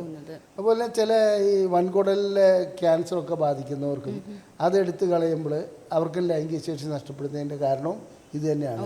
അതുവഴിക്ക് വരുന്ന ഞരമ്പുകളെ കട്ട് ചെയ്യാതെ മുന്നോട്ട് പോകാൻ പറ്റില്ല. ഈ അടിവയറ്റിലുണ്ടാകുന്ന പല ശസ്ത്രക്രിയകൾക്കും ഇങ്ങനെയുള്ള പ്രത്യാഘാതങ്ങൾ ഉണ്ടാകാറുണ്ട്. അത് നമ്മൾ അംഗീകരിച്ചേ പറ്റുള്ളൂ. ഡോക്ടർ, അതുപോലെ തന്നെ ലിംഗം എന്ന് പറയുന്നത് ശാരീരിക ആരോഗ്യനിലയുടെ ബാരോമീറ്റർ ആണെന്ന് പറയാറുണ്ട്. അല്ല, ലിംഗോദ്ധാരണം. അതെ, അപ്പോൾ അതിൽ എത്രത്തോളം വാസ്തവമുണ്ട്? അതിൽ വളരെയധികം കാര്യമുണ്ട്. കാരണം എന്ന് വെച്ചിട്ടുണ്ടെങ്കിൽ നല്ല ആരോഗ്യം ഉണ്ടെങ്കിൽ മാത്രമേ ലിംഗം സാധാരണ രീതിയിൽ പരിപൂർണമായിട്ട് ഉയർന്നു നിൽക്കുകയുള്ളൂ. ഏതെങ്കിലും രീതിയിലുള്ള, അതായത് രക്തക്കൊഴൽ സംബന്ധമായതോ ഞരമ്പ് സംബന്ധമായതോ മറ്റു രീതിയിലുള്ള, അതായത് ഹൃദ്രോഗ സംബന്ധമായതോ എന്തെങ്കിലും പ്രശ്നങ്ങളുണ്ടെങ്കിൽ ലൈംഗിക അവയവം, അത് പുരുഷ ലിംഗം ഉയർന്നു നിൽക്കുകയില്ല. സാധാരണ രീതിയിൽ പുരുഷൻ്റെ ലിംഗം രാവിലെ ഒരു പുലർകാലം ഉയർന്നു നിൽക്കാറുണ്ട്, നല്ല ഉദാഹരണത്തിൽ നിൽക്കാറുണ്ട്. അത് ലൈംഗികോത്തേജനവുമായിട്ട് ബന്ധപ്പെട്ടല്ല, എന്നാലും നല്ല രീതിയിൽ ഉയർന്നു നിൽക്കാറുണ്ട്. അങ്ങനെ ഉയർന്നു നിൽക്കുന്ന ഒരു അവസ്ഥ കാണപ്പെടുകയാണെങ്കിൽ അദ്ദേഹത്തിൻ്റെ ആരോഗ്യനില മെച്ചപ്പെട്ട ഒരു ആരോഗ്യമാണെന്ന് മനസ്സിലാക്കാം. അതേസമയത്ത് അത് തളർന്നു പോയിട്ടുണ്ടെങ്കിൽ, ലിംഗോദ്ധാരണം നടക്കുന്നില്ലെങ്കിൽ എവിടെയോ എന്തോ പിഴച്ചു എന്നുള്ളതാണ് നാം മനസ്സിലാക്കേണ്ടത്. എവിടെയോ എന്തോ പിഴച്ചെന്ന് പറഞ്ഞാൽ ഒന്നിൽ രക്തക്കൊള്ളുകളുടെ ബ്ലോക്ക് വന്നാകാം, ഇല്ലെങ്കിൽ ഞരമ്പിൻ്റെ പ്രശ്നമാകാം, അല്ലെങ്കിൽ ഹോർമോണിൻ്റെ പ്രശ്നമാകാം, ചിലപ്പോൾ യൂറിക് ആസിഡിൻ്റെ പ്രശ്നമാകാം. അങ്ങനെ എവിടെയോ തകരാറുകൾ വന്നിട്ടുണ്ട്. ഇനി അതുകൂടാതെ തന്നെ തലച്ചോറിനെ ബാധിക്കുന്ന ചില അസുഖങ്ങൾ, പാർക്കിൻസോണിസം, അതുപോലെ മൾട്ടിപ്പിൾ സ്ക്ലിറോസ്, നട്ടലിനെ ബാധിക്കുന്ന IVDP, ഇൻട്രവെർട്ടിബുലാർ ഡിസ്ക് പ്രൊലാപ്സ്, ഇങ്ങനെയുള്ള കാര്യങ്ങളൊക്കെ ഉണ്ടാകുമ്പോൾ ലിംഗോദ്ധാരണം വേണ്ട രീതിയിൽ കാണപ്പെടാതെ വരും. അപ്പോൾ ശരിയായ നല്ല ദൃഢതയോടുകൂടി ഉയർന്നു നിൽക്കുന്ന ഒരു ലിംഗം ഉള്ള ഒരു വ്യക്തിയെ സംബന്ധിച്ചിടത്തോളം അദ്ദേഹത്തിൻ്റെ ആരോഗ്യത്തിന് കാര്യമായ കുഴപ്പമില്ല എന്നുള്ളതാണ് മനസ്സിലാക്കേണ്ടത്. എപ്പോൾ ലിംഗോദ്ധാരണം കുറയുന്നോ അപ്പോൾ ലൈംഗികം മാത്രമല്ല മറ്റ് ശാരീരിക ആരോഗ്യവും തകരാറിലായിട്ടുണ്ടെന്ന് മനസ്സിലാക്കണം. ലിംഗം പൊതുവേ ഉള്ള ആരോഗ്യ ഘടനയുടെ ഒരു ബാരോമീറ്റർ ആണെന്ന് പറയുന്നതാണ് ശരി. അതുപോലെ തന്നെ പലർക്കുള്ളൊരു സംശയമാണ്, സ്ട്രോക്ക് വന്നിട്ടുള്ള വ്യക്തികൾക്കൊക്കെ ലൈംഗിക ബന്ധത്തിൽ ഏർപ്പെടാൻ കഴിയുമോ എന്നുള്ളത്. അതെങ്ങനെയാണ്? അല്ല, സ്ട്രോക്ക് വന്ന വ്യക്തിയെ സംബന്ധിച്ചിടത്തോളം സ്ട്രോക്കിൻ്റെ അളവ് പോലെ ഇരിക്കും എന്ന് പറഞ്ഞാൽ അത് എത്രത്തോളം തീവ്രതയുള്ള സ്ട്രോക്കാണെന്നുള്ളത്. ചിലരെ സംബന്ധിച്ചിടത്തോളം എന്നാണെന്ന് വെച്ചിട്ടുണ്ടെങ്കിൽ അവർക്ക് തീരെ നടക്കാൻ വയ്യാത്ത അവസ്ഥ വരാറുണ്ട്, കൈകാലുകൾ ചലിപ്പിക്കാൻ പറ്റാത്ത അവസ്ഥ വരാറുണ്ട്. അങ്ങനെയുള്ള വ്യക്തികൾ പോലും അവർക്ക് ചിലർക്ക് ലിംഗോദ്ധാരണം ഉണ്ടാകാറുണ്ട്. അങ്ങനെ ലിംഗോദ്ധാരണം ഉണ്ടാകുകയും ലൈംഗികമായിട്ട് ബന്ധപ്പെടുകയും സ്ത്രീ ഇനിഷ്യേറ്റീവ് ചെയ്ത് ബന്ധപ്പെടുന്ന അവസ്ഥകൾ ഉണ്ടാകാറുണ്ട്. പൊതുവെ പറയട്ടെ, സ്ട്രോക്ക് വന്നു കഴിഞ്ഞാൽ അത് കഠിനമായ ഒരു സ്ട്രോക്ക് ആണെങ്കിൽ ലൈംഗിക ബന്ധത്തിൽ ഏർപ്പെടുക എന്ന് പറയുന്നത് ബുദ്ധിമുട്ടുള്ള കാര്യമാണ്. അതേസമയത്ത് ഒരു 2-3 വർഷം കഴിഞ്ഞിട്ടോ അല്ലെങ്കിൽ 2-3 മാസം കഴിഞ്ഞിട്ട് ഇതൊന്ന് സ്റ്റെബിലൈസ്ഡ് ആയിക്കഴിഞ്ഞാൽ അതിൻ്റെ അവസ്ഥ അറിയാൻ പറ്റും, എത്രത്തോളം ലൈംഗിക ബന്ധത്തിൽ ഏർപ്പെടാൻ പറ്റും എന്നുള്ളത്. പിന്നെ ചികിത്സ വഴിക്ക്, അതായത് മരുന്ന് കഴിച്ചും ഇഞ്ചക്ഷൻ ചെയ്തുമൊക്കെ ലൈംഗിക ബന്ധത്തിൽ ഏർപ്പെട്ടു പോകുന്ന ഒട്ടനവധി വ്യക്തികളുണ്ട് സ്ട്രോക്ക് വന്നവർ. സ്ട്രോക്ക് തലച്ചോറിൻ്റെ ഏത് ഭാഗത്താണ് രക്തം കട്ട പിടിച്ചിരിക്കുന്നത്, അല്ലെങ്കിൽ ആ തലച്ചോറിൻ്റെ ഏത് ഭാഗത്തെയാണ് ഇത് ബാധിച്ചിരിക്കുന്നത്, അതിലാണ് പ്രധാനപ്പെട്ട പ്രശ്നം. അത് നമ്മുടെ ലൈംഗികത ഉണർത്തുന്ന ലൈംഗികതയെ നിയന്ത്രിക്കുന്ന ഭാഗങ്ങളിലും കൂടി അത് പോയിട്ടുണ്ടെങ്കിൽ തീർച്ചയായിട്ടും ലൈംഗിക ബന്ധത്തിൽ ഏർപ്പെടുക ബുദ്ധിമുട്ടുള്ള കാര്യമാണ്. ഈ പാർക്കിൻസൺ എന്ന് പറഞ്ഞ രോഗമൊക്കെ ബാധിച്ച ആൾക്കാർക്ക് ഈ ലൈംഗികതയിൽ എന്ത് മാറ്റമാണ് സംഭവിക്കുന്നത്? അവരെ സംബന്ധിച്ചിടത്തോളം ലൈംഗികത കുറയുകയാണ് പാർക്കിൻസൺസ് ബാധിക്കുമ്പോൾ. അപ്പോൾ പിന്നെ അതിനകത്ത് കഴിക്കുന്ന ചില ഗുളികകൾ, ഡോപ്പമിൻ പോലെയുള്ള ചില അതിനെ എതിരിടുന്ന ചില ഗുളികകളുണ്ട്. അത്തരം ഗുളികകൾ കഴിക്കുമ്പോൾ വീണ്ടും ലൈംഗികത ഇല്ലാണ്ടാക്കും. ചിലരെ സംബന്ധിച്ചിടത്തോളം മാത്രമല്ല, അവർക്ക് ശരിയായ രീതിയിലുള്ള ഒരു ലൈംഗിക ബന്ധത്തിൽ ഏർപ്പെടാൻ മറ്റു രീതിയിലുള്ള ബുദ്ധിമുട്ടുകളും കാണുന്നുണ്ട്. അതുപോലെ ഡോക്ടർ, ഈ പ്രായമായിട്ടുള്ള ദമ്പതികളിലൊക്കെ ലൈംഗികതയിൽ ഒരു മിസ്മാച്ച് ഉള്ളതായിട്ടൊക്കെ പറയപ്പെടുന്നുണ്ട്. അതെങ്ങനെ നമുക്ക് പരിഹരിക്കാൻ പറ്റും? അല്ലല്ല, അത് സ്വാഭാവികമാണ് മിസ്മാച്ച് ഉണ്ടാവും എന്നുള്ള കാര്യത്തിൽ ഒരു സംശയവുമില്ല.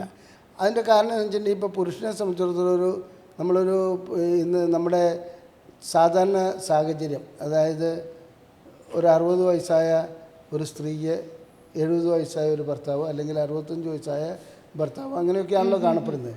ഇതിലെന്താണെന്ന് വെച്ചിട്ടുണ്ടെങ്കിൽ പുരുഷനെ സംബന്ധിച്ചിടത്തോളം ലൈംഗികമായിട്ടുള്ള ശേഷിക്കുറവ് അനുഭവപ്പെടാം.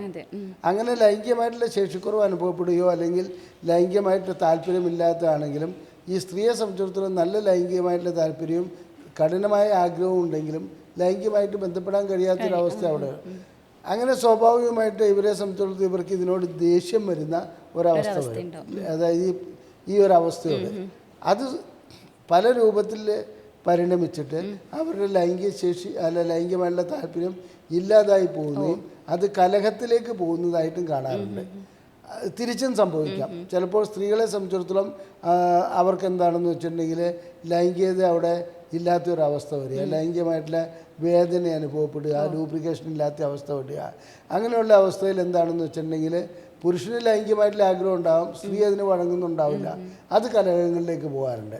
അപ്പോൾ ഇതിന് ദമ്പതികൾ ചികിത്സയ്ക്ക് തയ്യാറാകുകയാണ് വേണ്ടത്.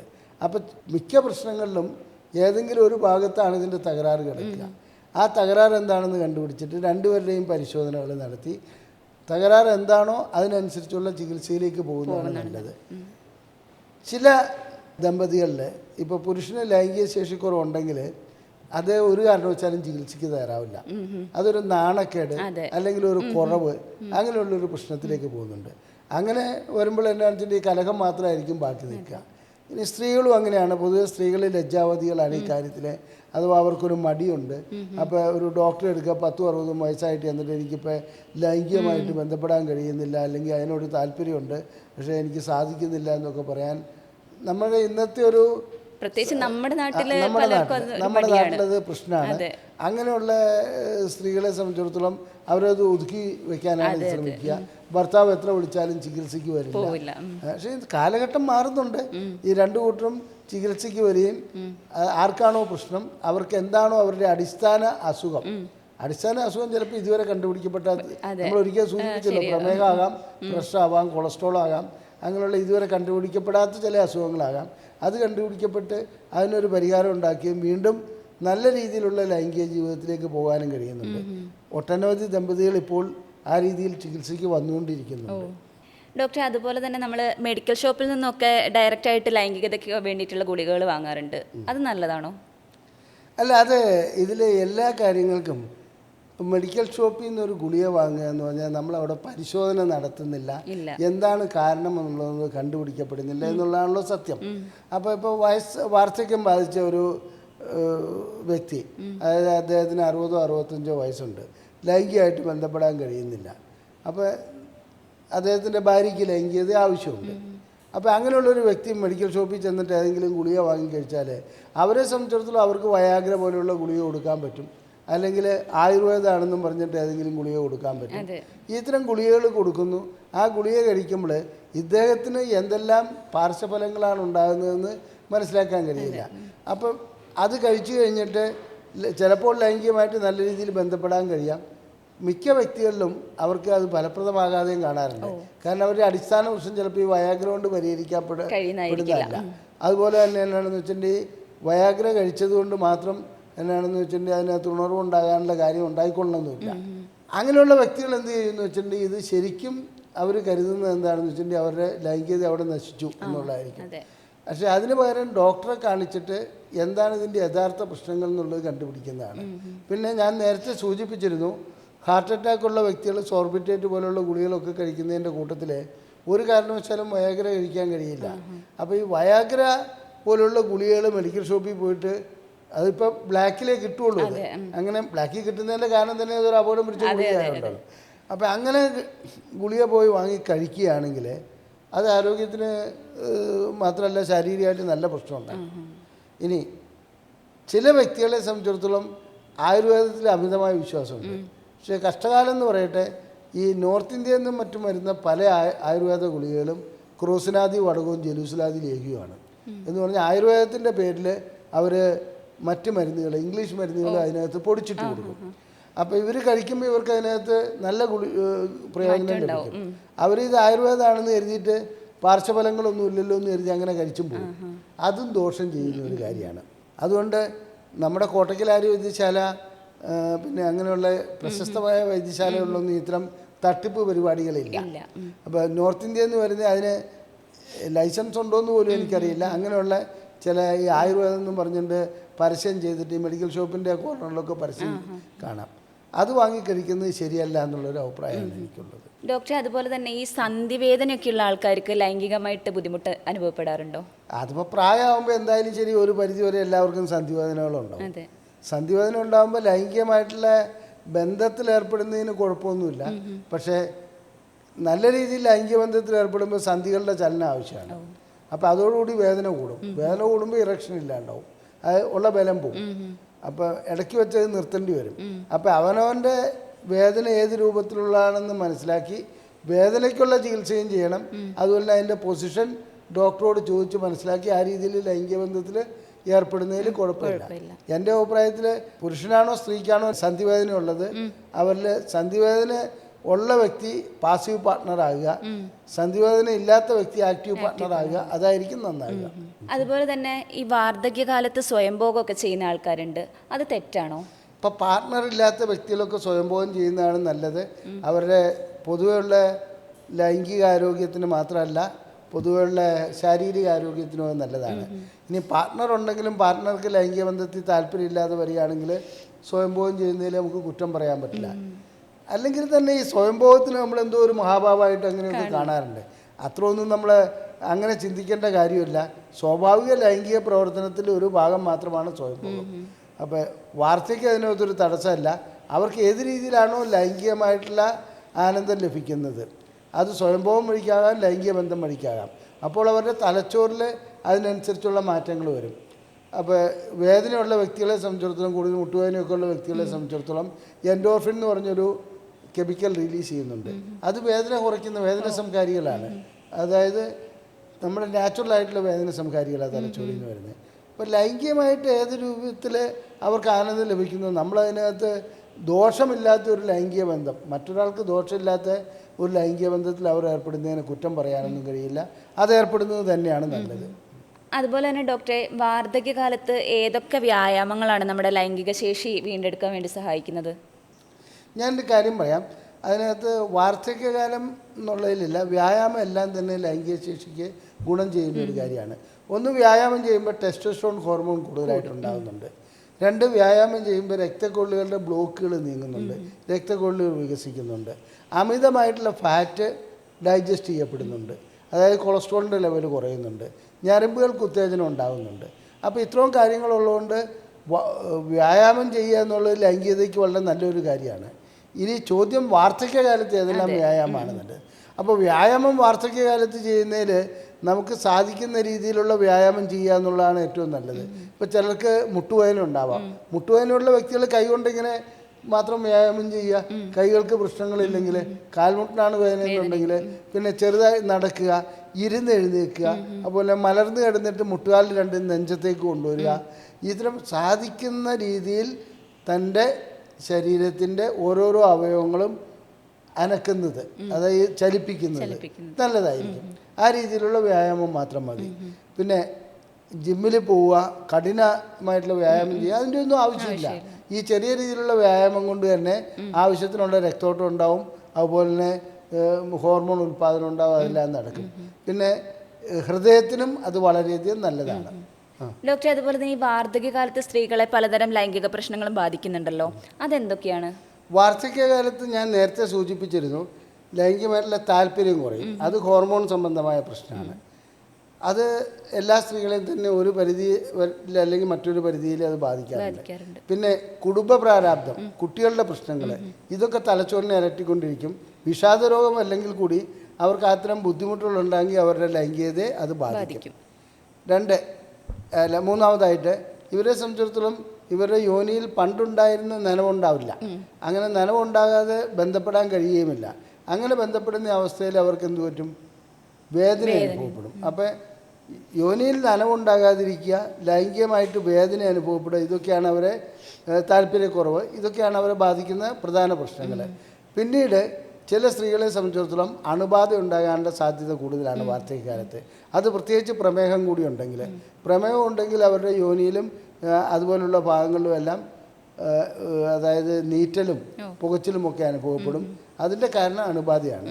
അപ്പോൾ അണുബാധ ഉണ്ടെങ്കിൽ അത് സ്വാബൊക്കെ എടുത്ത് ടെസ്റ്റ് ചെയ്തിട്ട് എന്താണ് ഇതിൻ്റെ യഥാർത്ഥ പ്രശ്നം എന്നുള്ളത് കണ്ടുപിടിച്ചിട്ട് അതിനനുസരിച്ചുള്ള കാര്യങ്ങളിലേക്ക് പോവുകയാണ് നല്ലത്. ഡോക്ടർ, അതുപോലെ തന്നെ ഈ മദ്യം ലൈംഗികതയ്ക്ക് ഒരു ഉത്തേജക വസ്തുവായിട്ട് മാറാറുണ്ടോ? മദ്യം എല്ലാ കാര്യത്തിലും ഒരു ഉത്തേജക വസ്തുവാണ്. അതിൻ്റെ കാരണം എന്ന് വെച്ചിട്ടുണ്ടെങ്കിൽ അതൊരു ഇരുട്ടുകൊണ്ട് ഓട്ടയടക്കലാണ്. അതായത് നമ്മളുടെ പ്രശ്നങ്ങളുണ്ടെങ്കിൽ തലച്ചോറിൽ നമ്മളുടെ ചിന്തകൾ നടക്കുമ്പോൾ ആ ചിന്തകൾ നടക്കാതിരുന്നാൽ പ്രശ്നം തീർന്നല്ലോ.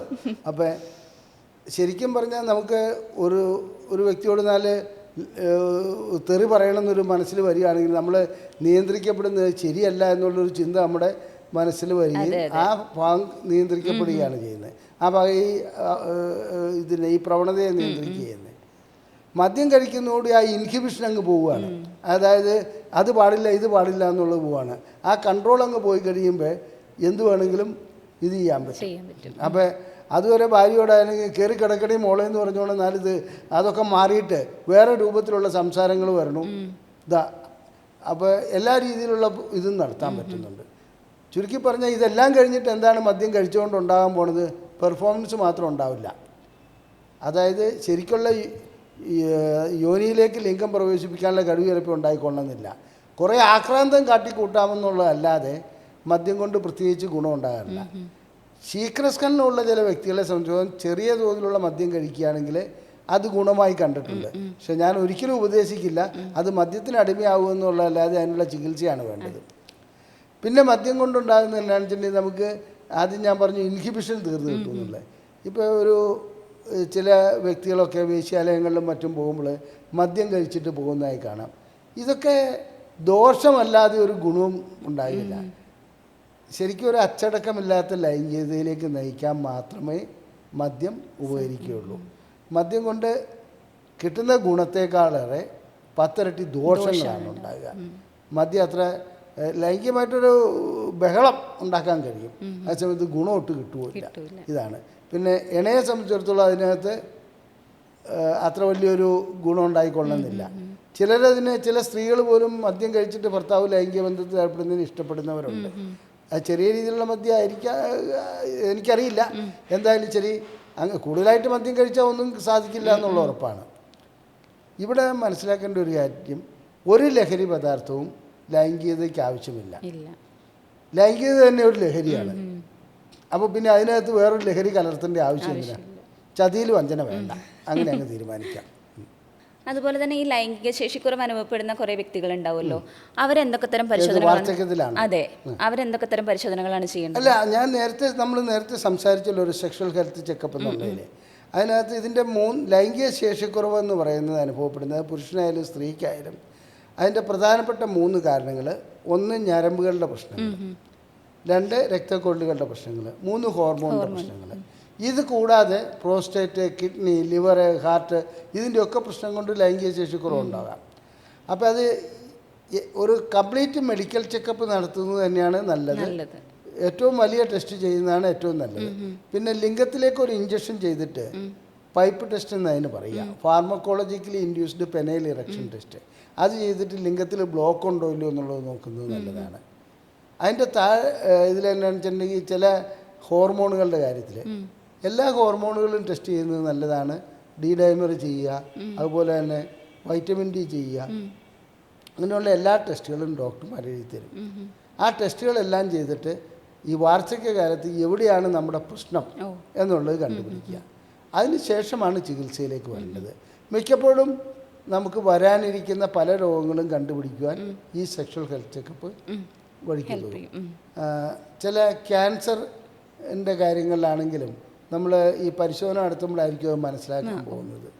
അങ്ങനെയുള്ള ചില കാര്യങ്ങൾ നമുക്ക് മുൻകൂട്ടി മനസ്സിലാക്കാൻ ഈ സെക്ഷൽ ഹെൽത്ത് ചെക്കപ്പ് നടത്തും വഴിക്ക് സാധിക്കും. ഡോക്ടർ, അതുപോലെ തന്നെ ഈ വാർദ്ധക്യകാലത്ത് കണ്ടുവരുന്ന ലൈംഗിക പ്രശ്നങ്ങളുണ്ടല്ലോ, അത് പൂർണ്ണമായിട്ട് നമുക്ക് ചികിത്സിച്ച് മാറ്റാൻ കഴിയുമോ? അല്ല, അതിപ്പോൾ ചോദിക്കുന്നത് ഒരു വക്കീലിൻ്റെ ഭാഷയിലാണെങ്കിൽ എൻ്റെ ഉത്തരം ഇല്ല എന്നുള്ളതാണ്. ആ സമയത്ത് മെഡിക്കലി ആണെങ്കിൽ കഴിയുമെന്നുമാണ്. ഇത് രണ്ടും തമ്മിൽ വ്യത്യാസമുണ്ട്. കാരണം വെച്ചിട്ടുണ്ടെങ്കിൽ വാർദ്ധക്യകാലത്ത് കണ്ടുവരുന്ന ലൈംഗിക പ്രശ്നങ്ങൾ എല്ലാ വ്യക്തികളുടെയും പരിപൂർണ പ്രാപ്തി, അതായത് ചികിത്സിച്ച് പരിപൂർണമായിട്ട് മാറ്റം വരുത്താൻ കഴിയുമെന്ന് വെച്ചാൽ കഴിയുന്ന കാര്യമല്ല. എന്നാൽ ഒരു പരിധി വരെ എല്ലാ വ്യക്തികൾക്കും ലൈംഗികത വീണ്ടെടുക്കുവാൻ കഴിയും. അത് ഏത് രൂപത്തിലാണെന്ന് വെച്ചാൽ അവരുടെ പ്രശ്നം എന്താണെന്നുള്ളതാണ് നാം ആദ്യം മനസ്സിലാക്കേണ്ടത്. ഇപ്പോൾ പരിപൂർണമായിട്ട് രക്തക്കൊഴൽ ബ്ലോക്ക് ആയിരിക്കുന്ന ഒരു വ്യക്തിയാണെങ്കിൽ നമുക്കതിന് പെനയിൽ ഇംപ്ലാന്റ് ചെയ്യാൻ പറ്റും. അപ്പോൾ അതിന് സാമ്പത്തികമായിട്ടുള്ള ചിലവ് കൂടുതലായിരിക്കും. അല്ലെങ്കിൽ അത്രയും ബ്ലോക്കില്ല, കുറച്ചുകൂടെ അതിലും കുറഞ്ഞ ബ്ലോക്കാണെങ്കിൽ നമുക്ക് ഇൻട്രാകാവേണസ് ഇഞ്ചക്ഷൻ ചെയ്യാൻ പറ്റും ലിംഗത്തിലേക്ക്. അവിടെയും ചിലവ് അതിൻ്റെ 10 പോലും വേണ്ട. അപ്പോൾ രോഗിക്ക് സ്വന്തം ചെയ്യാവുന്ന ഇൻസുലിൻ സിറിഞ്ച് വെച്ചിട്ട് ചെയ്യാവുന്നതാണ്. ഇനി അതിലും കുറവുള്ള വ്യക്തികൾക്കാണെങ്കിൽ ഗുളികകൾ മതി. ഇനി ചിലർക്ക് വ്യായാമം കൊണ്ട് തന്നെ കാര്യങ്ങൾ മാറി കിട്ടും. അപ്പോൾ എന്താണ് പ്രശ്നം എന്നുള്ളതിനെ അനുസരിച്ചിരിക്കും പരിപൂർണമായിട്ടുള്ള പരിഹാരം ഉണ്ടാവുക എന്നുള്ളത്. എത്രത്തോളം പഴകിയ രോഗമാണോ അത്രത്തോളം ബുദ്ധിമുട്ടുണ്ടാവും. അതേ അതിനകത്ത് ഉത്തരവുള്ളൂ. പിന്നെ ഏത് പ്രശ്നമാണെങ്കിലും പരിഹരിച്ചു കൊടുക്കാം, മാറാരോഗങ്ങൾ മാറ്റി കൊടുക്കും എന്നൊക്കെ പറയുന്ന രീതിയിലൊക്കെ മാറാരോഗങ്ങൾ മാറില്ല ഒരിക്കലും. എന്നാൽ പിന്നെ അതിന് മാറാരോഗം പറയാൻ പറ്റില്ല. അപ്പോൾ എന്ന് പറഞ്ഞോണം ആ രീതിയിൽ ലൈംഗികമായിട്ടുള്ള ശേഷിക്കുറവ് അനുഭവപ്പെടുന്നത് അത് എത്രത്തോളം കാലമായി എന്നുള്ളതിലാണ് കാര്യം കിടക്കുന്നത്.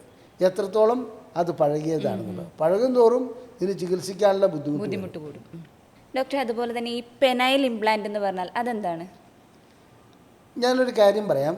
ലൈംഗിക ശേഷിക്കുറവ് അനുഭവപ്പെടുന്ന വ്യക്തികൾക്ക് 4 രീതിയിലുള്ള ചികിത്സയാണുള്ളത്.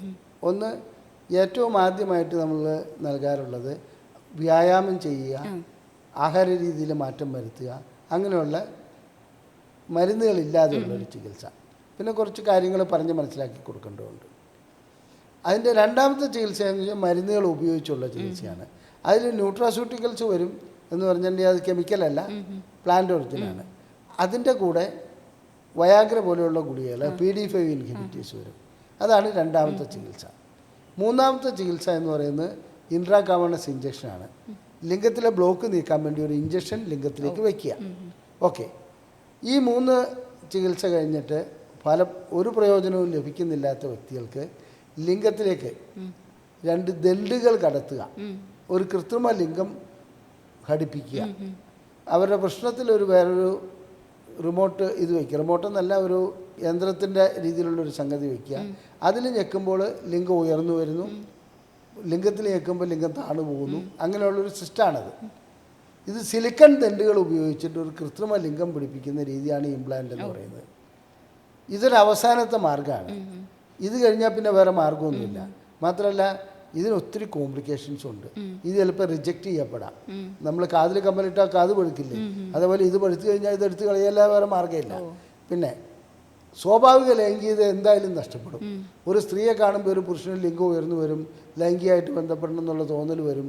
അങ്ങനെയുള്ള തോന്നലൊക്കെ ഈ വരുമ്പോഴാണ് ലിംഗം ഉയരില്ലേ. ഇവിടെ അതൊന്നുമില്ല, ലിംഗം കൃത്രിമമായിട്ട് മാത്രമേ ഉയരുള്ളൂ. സ്വിച്ചിട്ടാൽ ഉയരുകയും സ്വിച്ചിട്ടാൽ താഴുകയും ചെയ്യുന്ന ഒരു അവസ്ഥയിലേക്ക് അത് പോകും. അത് ഒന്നുമില്ലാത്തതിനേക്കാളും ഭേദമാണത്. അതല്ലാതെ അതിലേക്ക് പോകാതെ തുടക്കം മുതലേ ഇതിന് ചികിത്സ നൽകുന്നതാണ്. വ്യായാമമൊക്കെ നന്നായിട്ട് ചെയ്ത് നല്ല രീതിയിൽ പോകുന്നതാണ് നല്ലതെന്നാണ് എൻ്റെ അഭിപ്രായം. ഡോക്ടർ, നമ്മളിപ്പോൾ കുറേ കാര്യങ്ങൾ സംസാരിച്ചല്ലോ. അപ്പോൾ ഈ വാർദ്ധക്യകാലത്തുള്ള ലൈംഗികത കൊണ്ട് ദമ്പതികൾക്ക് കിട്ടുന്ന സുഖങ്ങൾ എന്തൊക്കെയാണ്? അതൊരു നല്ല ചോദ്യമാണ്. അതിനകത്ത് എന്താണെന്ന് വെച്ചാൽ ദമ്പതികൾക്ക് കിട്ടുന്ന ഗുണം എന്ന് പറഞ്ഞാൽ ഏറ്റവും ആദ്യത്തെ കാര്യം അവരുടെ ആയുസ് വർദ്ധിപ്പിക്കുക എന്നുള്ളതാണ്.